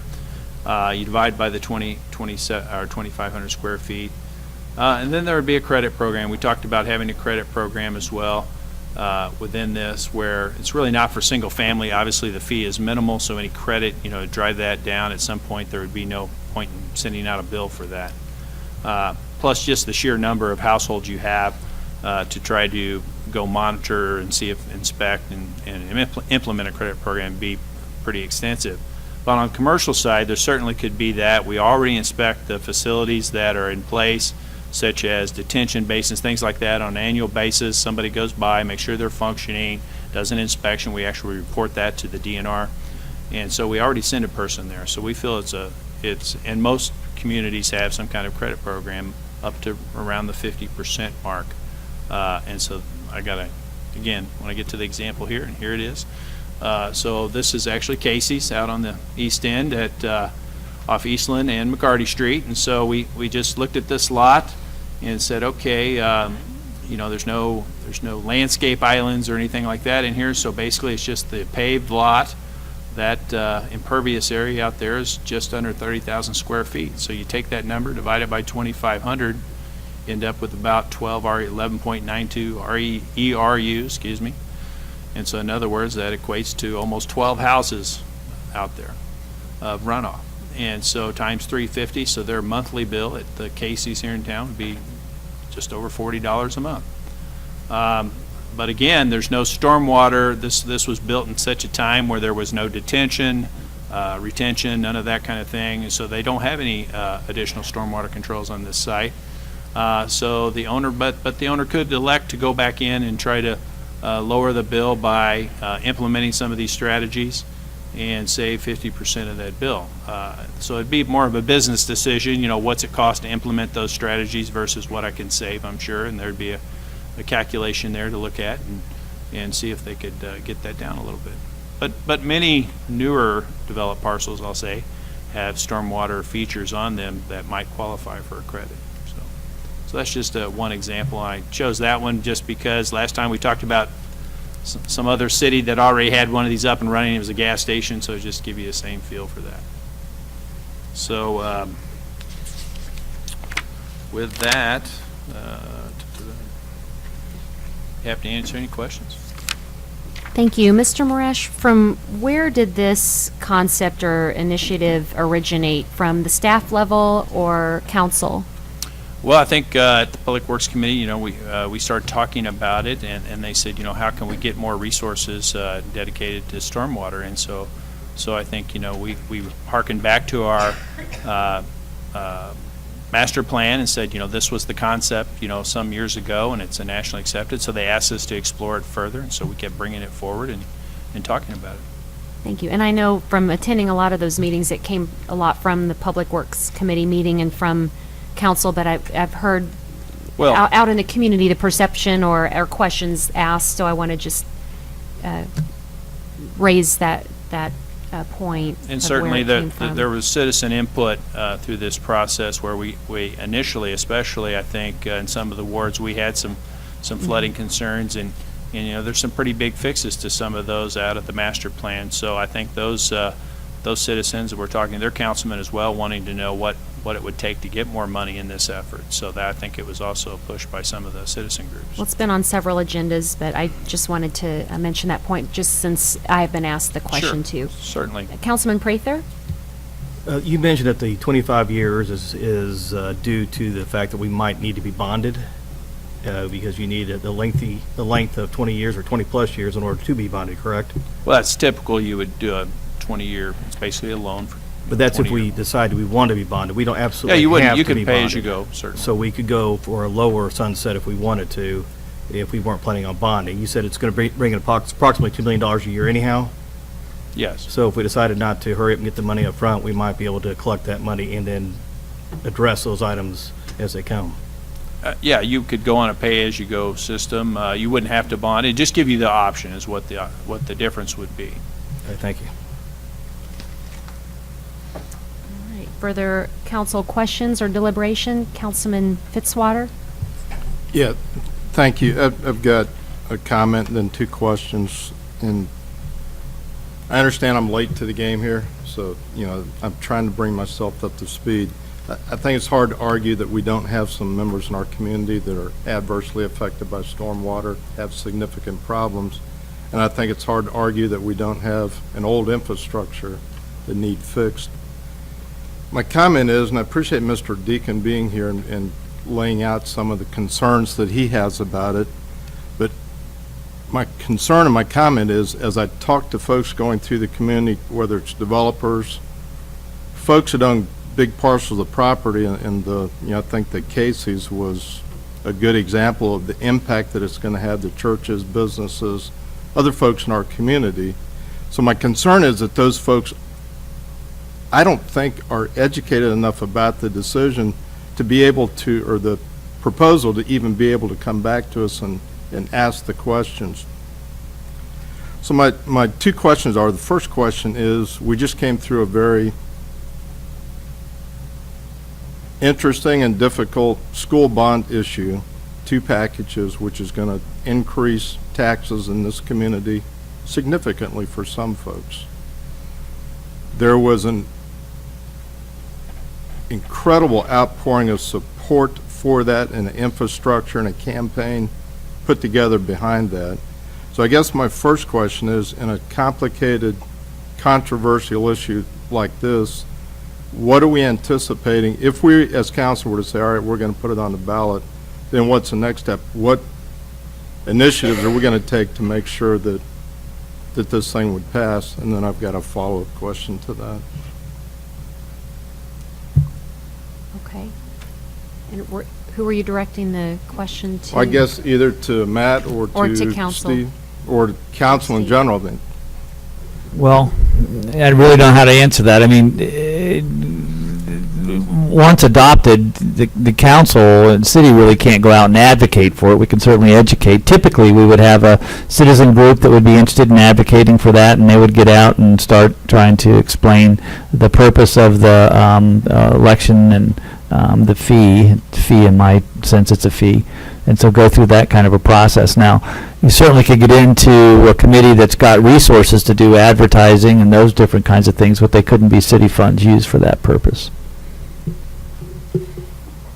And I could somewhat answer that to Councilman Fitzwater, and I really do want to hear the deliberation. I think there's going to be a lot of it on this issue because this is a big issue. So, and typically, I always like to think where I stand on an issue, for one, to lead through the issue, but also in the event that it was a 5-5 vote. Now, clearly it won't be tonight because there's only 9 council members present, but if it were 5-5 and if I did have to vote, that my vote on 2017-8 tonight would be no, and part of it are the reasons that you stated. I think, for one, just coming out of a very successful campaign for the school bond issue, which is great, but the timing, that I don't know that the community would be prepared to take on, and this is simply opinion, this is just my personal opinion, that they would be willing to take on another cost that close to approving the other one. And since you brought up that point, that was a point that I had intended to mention as well. And the timing as well, if you look at the timing issue, which was brought up from council and Mr. Marash's discussion about next April versus this August, that the cost is slightly higher. I mean, the estimate could be, if it's $6,000 to $8,000 to put to add it to the April ballot, and if we're going to pay $12,000 to $18,000 if we're going to do it in August, you're talking anywhere $6,000 to $9,000 to $10,000. It just depends. I mean, those are all estimates. And even though we might sit here and say, well, it's only going to be $6,000 to $10,000 or $12,000 if we do August versus April, and we can say what the benefits are, and you start collecting the tax or whatever and I'm sure council will say what the benefits are and talk me out of what I'm saying now. But I think to the general public, it may be a perception of they're having a special election to put this on the ballot when they could wait. And so I think that in itself could be an issue if council's wanting this to be successful. So I think council will counter that, and I look forward to that discussion. And I do think the timing is important. April versus August, I think, is important. Also, coming off of an increase in taxes is important. And saying all that and saying that I would vote no on this, I do want to say to council that we have a really great council, and there's been a lot of great discussion and meetings leading up to this point, and that I haven't been a vocal opponent of this because I respect completely the direction, and I understand where council's coming from in the discussions that have happened at Public Works, and it's just simply a difference of opinion that I have right now. So it's not really anything more than that. I just see it from a different perspective, and I agree that there is a need for this, but my concern is if this need rises to this utility status. And $41.72 a month for this one particular example can be very substantial, and I think that's just one example. And that's per month, it's not per year. So I think the numbers are somewhat staggering to business owners. I don't foresee the support. The little that has come to me lately in the community has not been support. And I know tonight there were people talking against it, but in order for this to pass, it's going to take a citizens group to advocate, and I haven't seen that. I mean, tonight before us, we're going to put this on the ballot. We have nobody here to speak in favor. Where's the advocates? And I know we had some very substantial rain events that were once in 50 years or once in so many years, and unfortunately, they've all happened a lot at the same time, and that is separate somewhat from this need. The need is annual, whether we have these 50-year events or not, and there is a need for infrastructure, but that is where I stand, and I look forward to being convinced by the discussion today. And I think Mahalovich had your hand next, and then Hussey, and then Schreiber. So we'll start with Mahalovich. I think I forgot my question. I'm sorry. Go ahead, and I'd like to hear from other council on this issue. Okay, Councilman Hussey. Thank you. We can always wait. I mean, people say, what's the harm to wait till April? What's the harm to wait till 2019, 2020, 2021? Like, there have been citizens involved. They've come to Public Works meeting. I've been on the council for 4 years. My first constituent visit was a stormwater issue. I think that every ward's been impacted by it. And so to make the claim that it's not an issue, it's not prevalent, just it bothers me because it has been an issue. And I know there's a lot of citizens that have put their trust in us to hopefully get it this far. If people have concerns about proposals like this, if these thoughts come out, we can wait and have it spoken up throughout the process. That makes it a bit more challenging. You know, we've had multiple presentations at the Public Works Committee level where the staff has outlined for us how this fee can be implemented, where are the target areas, what it looks like. And it moved through that process. We voted at the Public Works level to send it here. And so I'm guessing these concerns aren't new concerns, and I think that we form better policy and make better decisions as a council if people speak up throughout. I've been vocal throughout to say that I think this is a solid path. Larry and I both asked Matt on a Public Works meeting to come forth with a plan because we've heard from constituents who are frustrated by the fact that we have less than $300,000 or $400,000 in the budget annually, and some of these repairs are $10, $15 million overall repairs. It's not just a $20,000 patch here and there. And so we asked staff, and this plan that was presented is not a new plan. This is 10, 11 years old, I think, that council walked down this path before of this utility fee. And from comments tonight, it sounds like it's been a decades-old issue. And so the idea that this is a new issue is certainly not true. And this, to me, seems like a reasonable approach. We've had some stormwater issues which have been highlighted by flood events, but the issues that I got talked to 4 years ago, and I'm sure that previous council members and staff, were not flood issues, they were regular stormwater issues. Deteriorated infrastructure in the neighborhood, inlets not working, intersections flooding, these sorts of things that happen over time. And so staff has presented to us, the citizens asked us, take a look at it. We've got a plan in place. This is a plan to put forth to say this is a way to address those issues. Let's move it to a vote. I think we do run the risk of pushing this off, and those who have been impacted, and everybody's impacted by stormwater, getting a little frustrated with us. I've learned that I cannot predict elections in this community. I think I've been wrong on a lot of them lately. And so I don't sit here and place it on a particular ballot and timing on whether or not I think it's going to pass, because I've realized that I'm not that good at that. I think we place it on a ballot when we think that there's a need, that we've got a good proposal, that the citizenry has spoken to us, and both sides of the issue certainly do. And we put it out there and say this is a way to approach the issue and tackle it. I'm not going to sit here and parse over $6,000 to $10,000 on an election. I've heard some talk about voter turnout. If you look at turnout data over the years, we can have contested school board elections and contested council elections and still have low voter turnout. In August of 2011, the city council decided to put the renewal of the capital improvement sales tax on an August ballot. It was the only issue on that ballot. So the city has done, and the county did it that June. So our governmental bodies have put ballot issues on election cycles as the only issue in a summer election. And so I think that this is not a new concept of when we do it, how we do it, those sorts of things. I think it's time for us to be proactive on these things.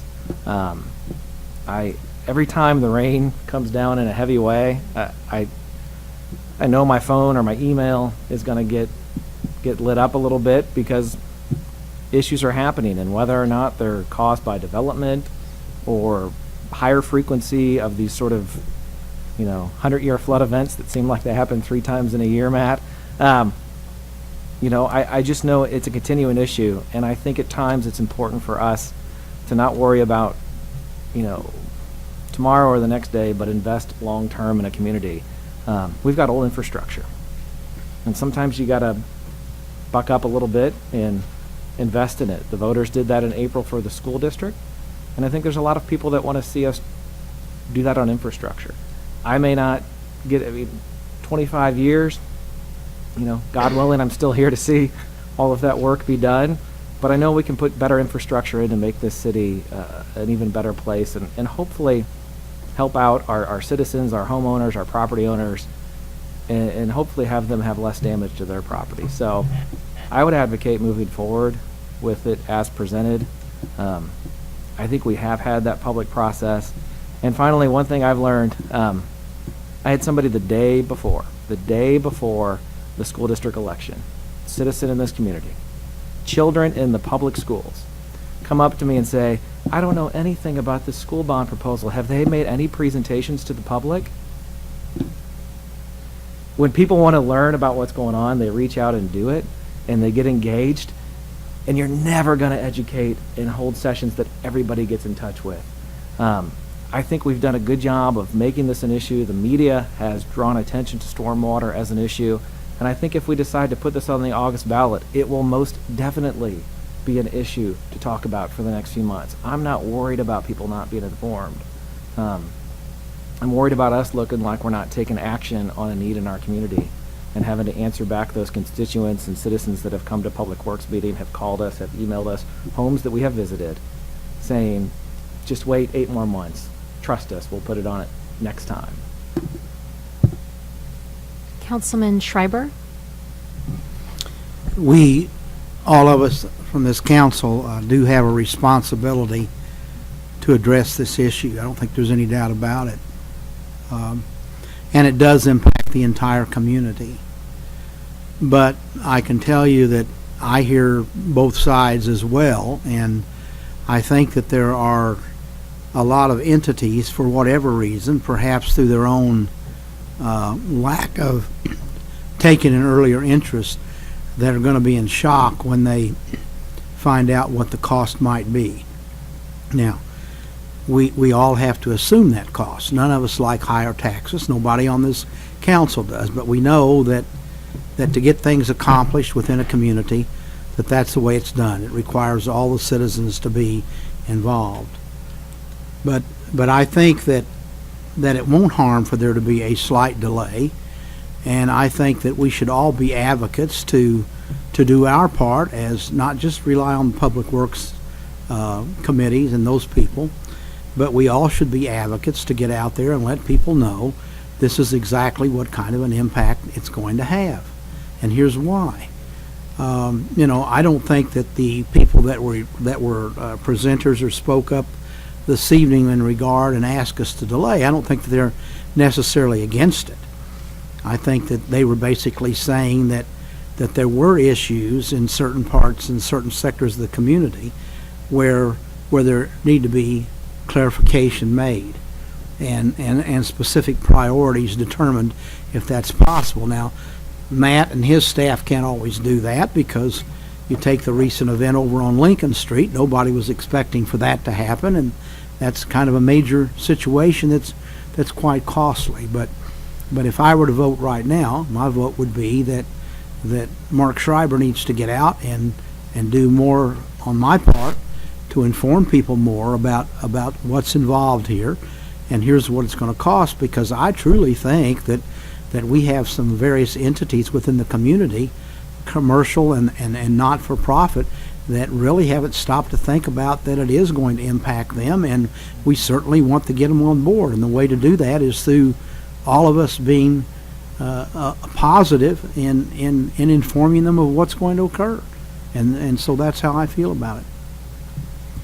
Councilman Mahalovich, too, did you think of your question from earlier? If not, we'll do Prather. Okay, Prather.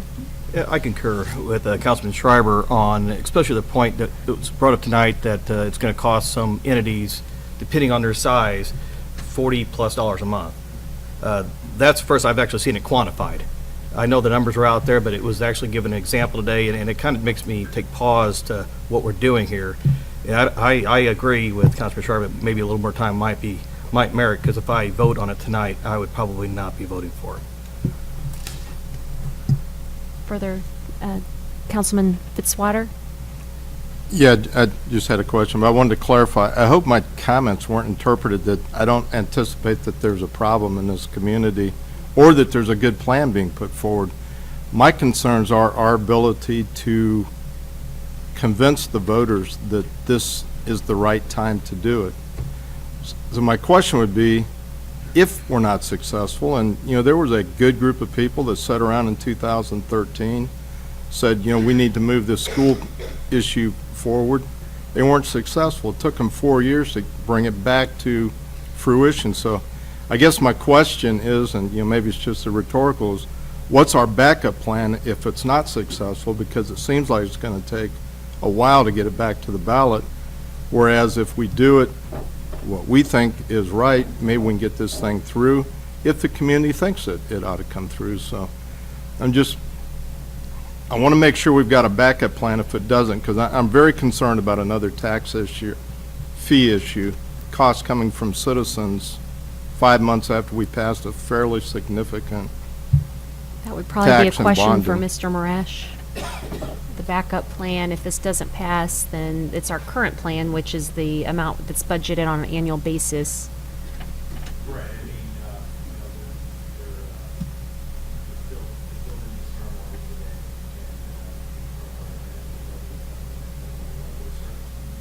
And then if there are other ways or other avenues of, if the council allocates more to stormwater, they're allocating less to other areas.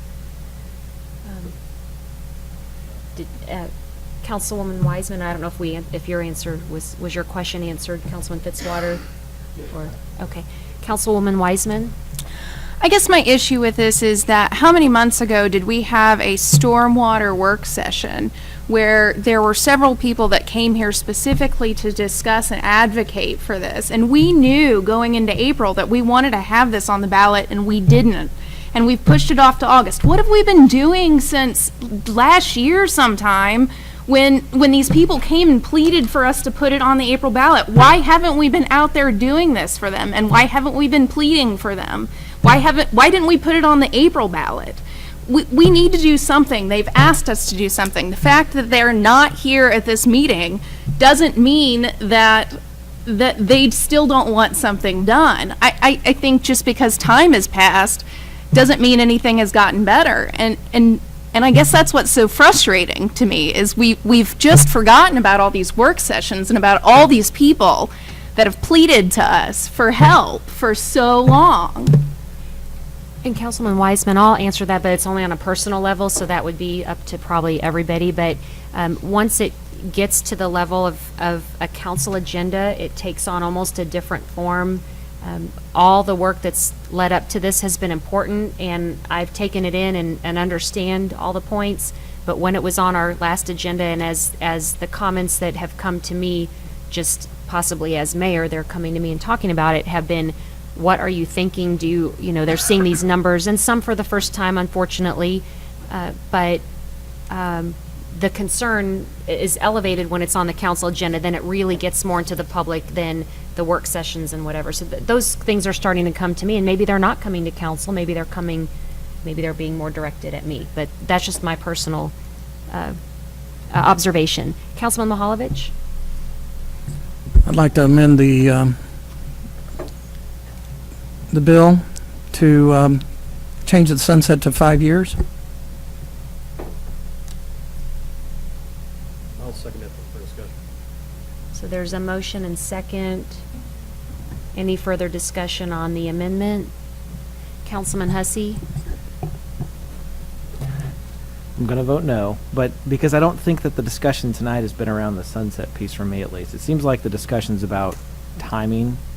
And if the timing is to not go, I don't know if sunsetting this in 5 years, or to 5 years, does that do anything to address concerns about going in August versus April? Because to me, it doesn't. It seems like an idea to kick around and discuss at a committee level, which we've done and presented in this fashion with the opportunity to have the option to bond and these sorts of things. But I've not heard discussion or debate to say that the issue is the length of it as much. It seems like the discussion tonight's been more centered around timing and community awareness and those sorts of things. So I would not support that change to it. I'd rather see us pursue what we have in front of us. And if that gets voted down, figure out Ron Fitzwater's option B. So there's currently the motion and second on the table for the sunset. Any further discussion? Councilman Mahalovich. Well, Councilman Fitzwater's looking for a backup plan. That's the problem, is we have backup, stormwater backup. That was supposed to be a joke. A little levity here would help. The backup plan is not working. We don't have one. This was trying to make it more palatable for some that had that as a concern, simply. And I've heard it from a community member in our testimony tonight. So I bring that forward as maybe it was the sunset was 5 years for our sales tax. I was just kind of making it equal to that. And generates, what, $10 million? Is that what our estimate is, $2 million a year? So, yeah. Any Okay. further discussion on the amendment to sunset at 5 years? Any further? Okay, so at this I time. just have a question. Yes. This is for Matt. I am going to speak after we get through, because certainly I'm going to, like I said, speak about this. But Matt, the sunset in 5 years as it relates to revenue, what would that get us, and what could you do with that revenue as it relates to addressing stormwater issues in our beloved city? Well, I mean, one comment is that there is some administration cost up front that you would have to bear. So, for example, going and calculating the fee for all the commercial properties in town, we estimate there's 3,000 to 4,000 of those. We're working on a process now for that, and then there's, of course, the finance billing component that would have to be put into place. So there, unlike the sales tax, that's more direct. We have an accustomed and tried and true procedure for collecting that, and so that's a typical collection. This would be a little different, and so there's some costs right off the top that you'd have to bear in that as well. So that's why having that short sunset would water that down. Let's don't make any puns, but of course, if we end up collecting, you know, it's still an estimate. We're using our master plan to give us some guidance on that, and some things we did in the last time over 10 years ago. We looked at this to determine that it collects about $2 million. That time there was no discussion about a credit program for commercial. However, that could lessen the impact as well, and so. All those things together, you could say 10 million-ish, but you know, some of just like in your area that we've talked to several residents about, some of those projects are $2 million projects. So only, you know, if we only collect 10 million, of course, the lion's share would be spent on could be spent on one or two flood control projects, which then it lessens the impact we can do in a systematic way on just your general stormwater system. That answer the question? So any further questions on the amendment? So at this time, we're going to vote on the amendment for 2017-8. We need a roll call or a voice vote? Doesn't have to be. Okay, all in favor, or let's do a roll call for the amendment. Mrs. Powell? Fitzwater, No. Graham, Nay. Hussey, No. Kemna, No. Mahalovich, Prather, Aye. Schreiber, Nay. Ward, Nay. Wiseman. No. So the amendment failed, so we're back to the original 2017-8. Is there further council deliberation? Councilman Prather? Seeing that the sponsor is not here, he can't put it on the informal calendar himself.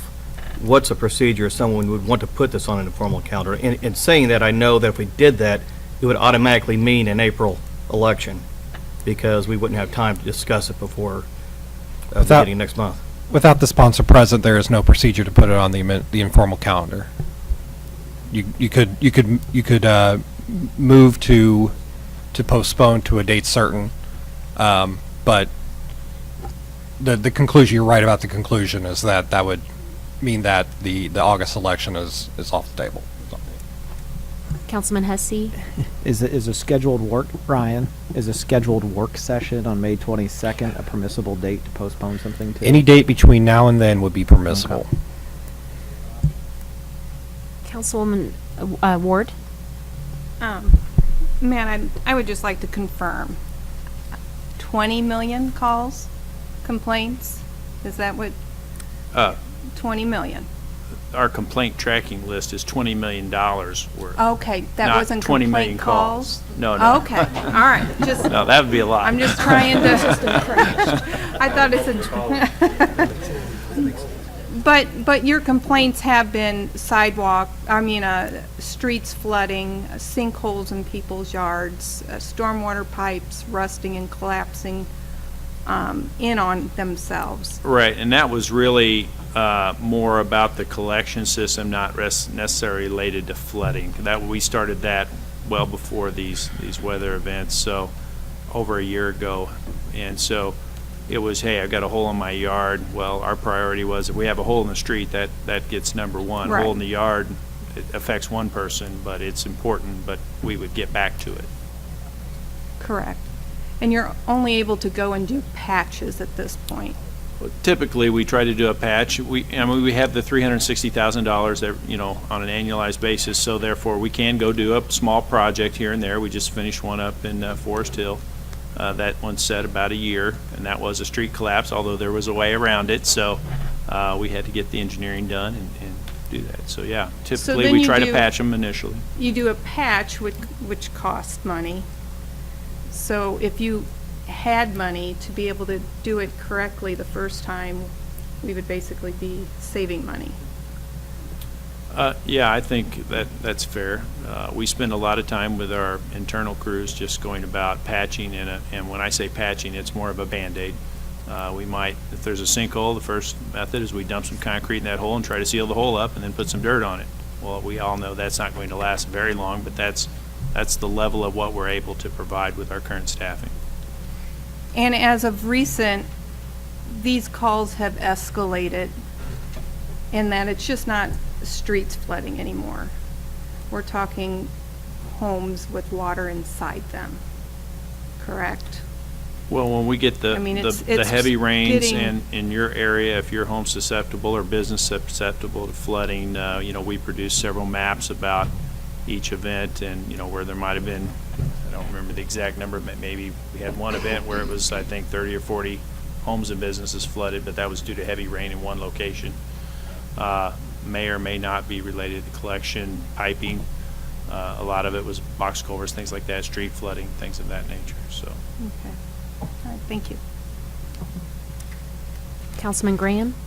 Yes, thank you. I think that I may have actually helped to kick off the conversation and discussion last year, because I know that in Ward 4, we were hit and have been hit real hard with the stormwater issues. I had my first conversation with some residents on Satinwood and Edgewood area, in which I walked into a meeting in which I thought it was going to be just family members at this meeting. Turned out it was over 50 residents in this one home to talk about the concerns and the plea for us to do something about stormwater issues. I in turn that night called Matt at home and asked him to meet with us, the constituents of the 4th Ward, to have a conversation more in depth about what can be done. Matt came out, this time it's probably about 70 people in the home. So there are a group of people who are interested in seeing us do something about this stormwater issue, in which they brought up the fact of possibly putting it to a citizen's vote. So I think that's where the original conversation came from. I went to the area on Cedar Hill Road, once again, in the 4th Ward, in which people were pleading for us to do something. I put them in touch with those individuals in the home down on Satinwood. So they have been conversating. Once again, I went over to the Foxborough area, which is in the 4th Ward, to have a conversation with those individuals who were pretty much in tears in regards to the stormwater issues in which they're having and the lack of in which we as a council are addressing. I went over to Jason Drive, and as I looked at this big sinkhole in these people's yard, once again, that's in the 4th Ward. So the last stop, which was a couple of weeks ago, I went over to Covington Gardens, which are starting to have issues right now, which, once again, is in the 4th Ward. So there are some issues. There are some concerns. So I will be voting yes tonight to place this on the ballot. And if we don't pass it tonight, I hope that we as a council can find at least $2 million in the budget, this coming up year's budget, to start addressing the stormwater issues if we can't do anything about it. So that's where I'm at right now. So I will leave it at that. Further comments, deliberation? Councilman Prather? I'm not necessarily against the 350 for the households. What hasn't really been quantified until tonight is what it's going to be, and that was a pretty small lot compared to some. What it's going to tax these big, or tax is probably the wrong word, but put a fee on these big businesses that have a big footprint. And if you go from $40 to $60 to $100 a month, that eats into their profits too. So I mean, that needs to be taken into consideration.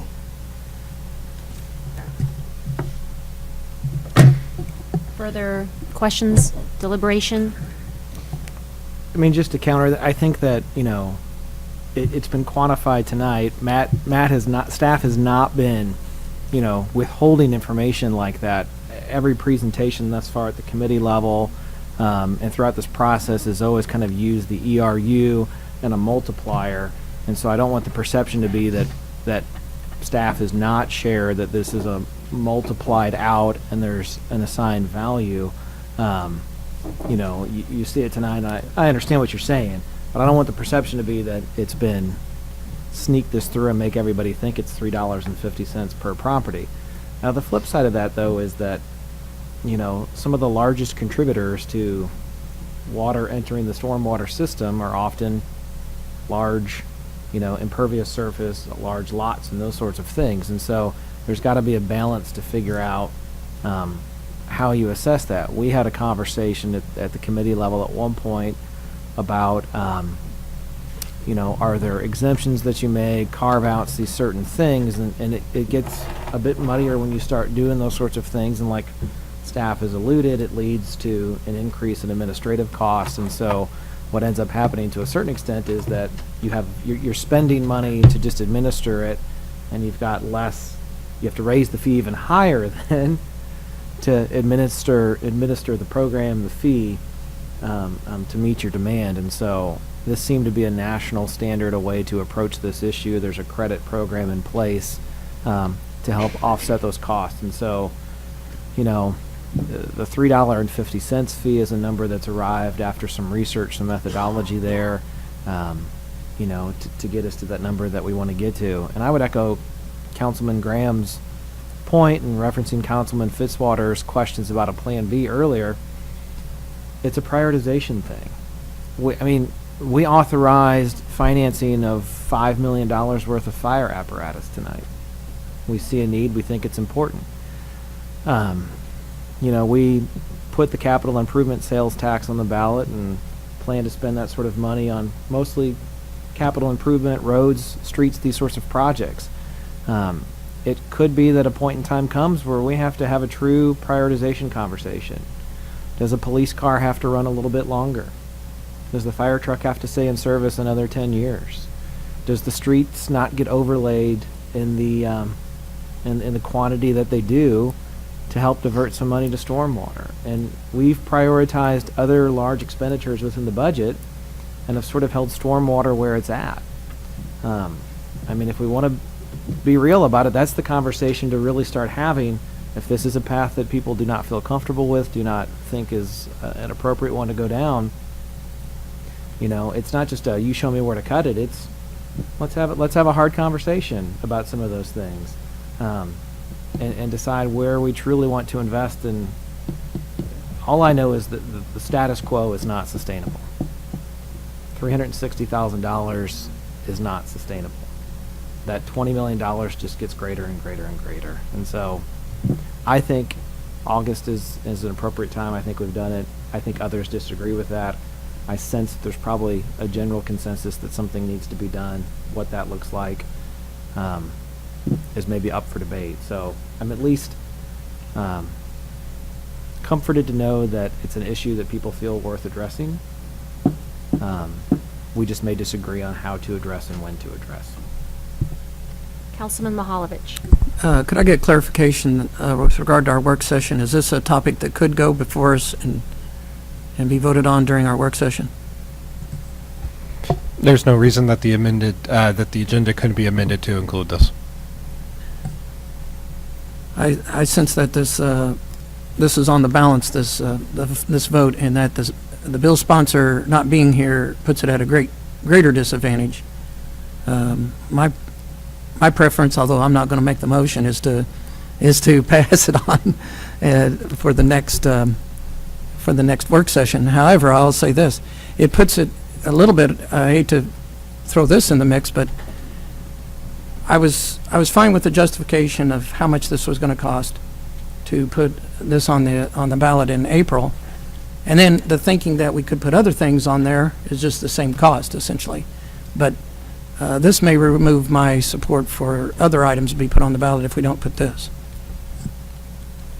Any further deliberation on 2017-8? Okay. Mrs. Powell, roll call, please. Mahalovich, Nay. Prather, No. Schreiber, No. Ward, Yes. Wiseman, Aye. Fitzwater, No. Graham, Aye. Hussey, Aye. Kemna.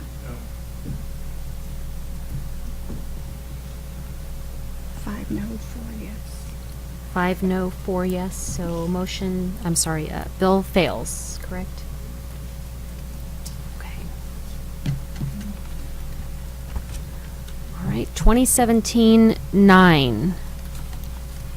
An ordinance of the City of Jefferson, Missouri, submitting several proposed amendments to the Charter of the City of Jefferson to a vote of the citizens of the City of Jefferson. Madam Mayor, Yes. my desire would be then to put the following bills on the informal calendar. Since there's not an August election, I think the intent was to only place these on the August ballot if we move forward with a stormwater utility on that ballot. Are there any objections to Councilman Hussey putting that on the informal? We don't even need objections. So the bill sponsor, so Ken, you want to put that, Councilman Hussey, on the informal? Mm-hmm.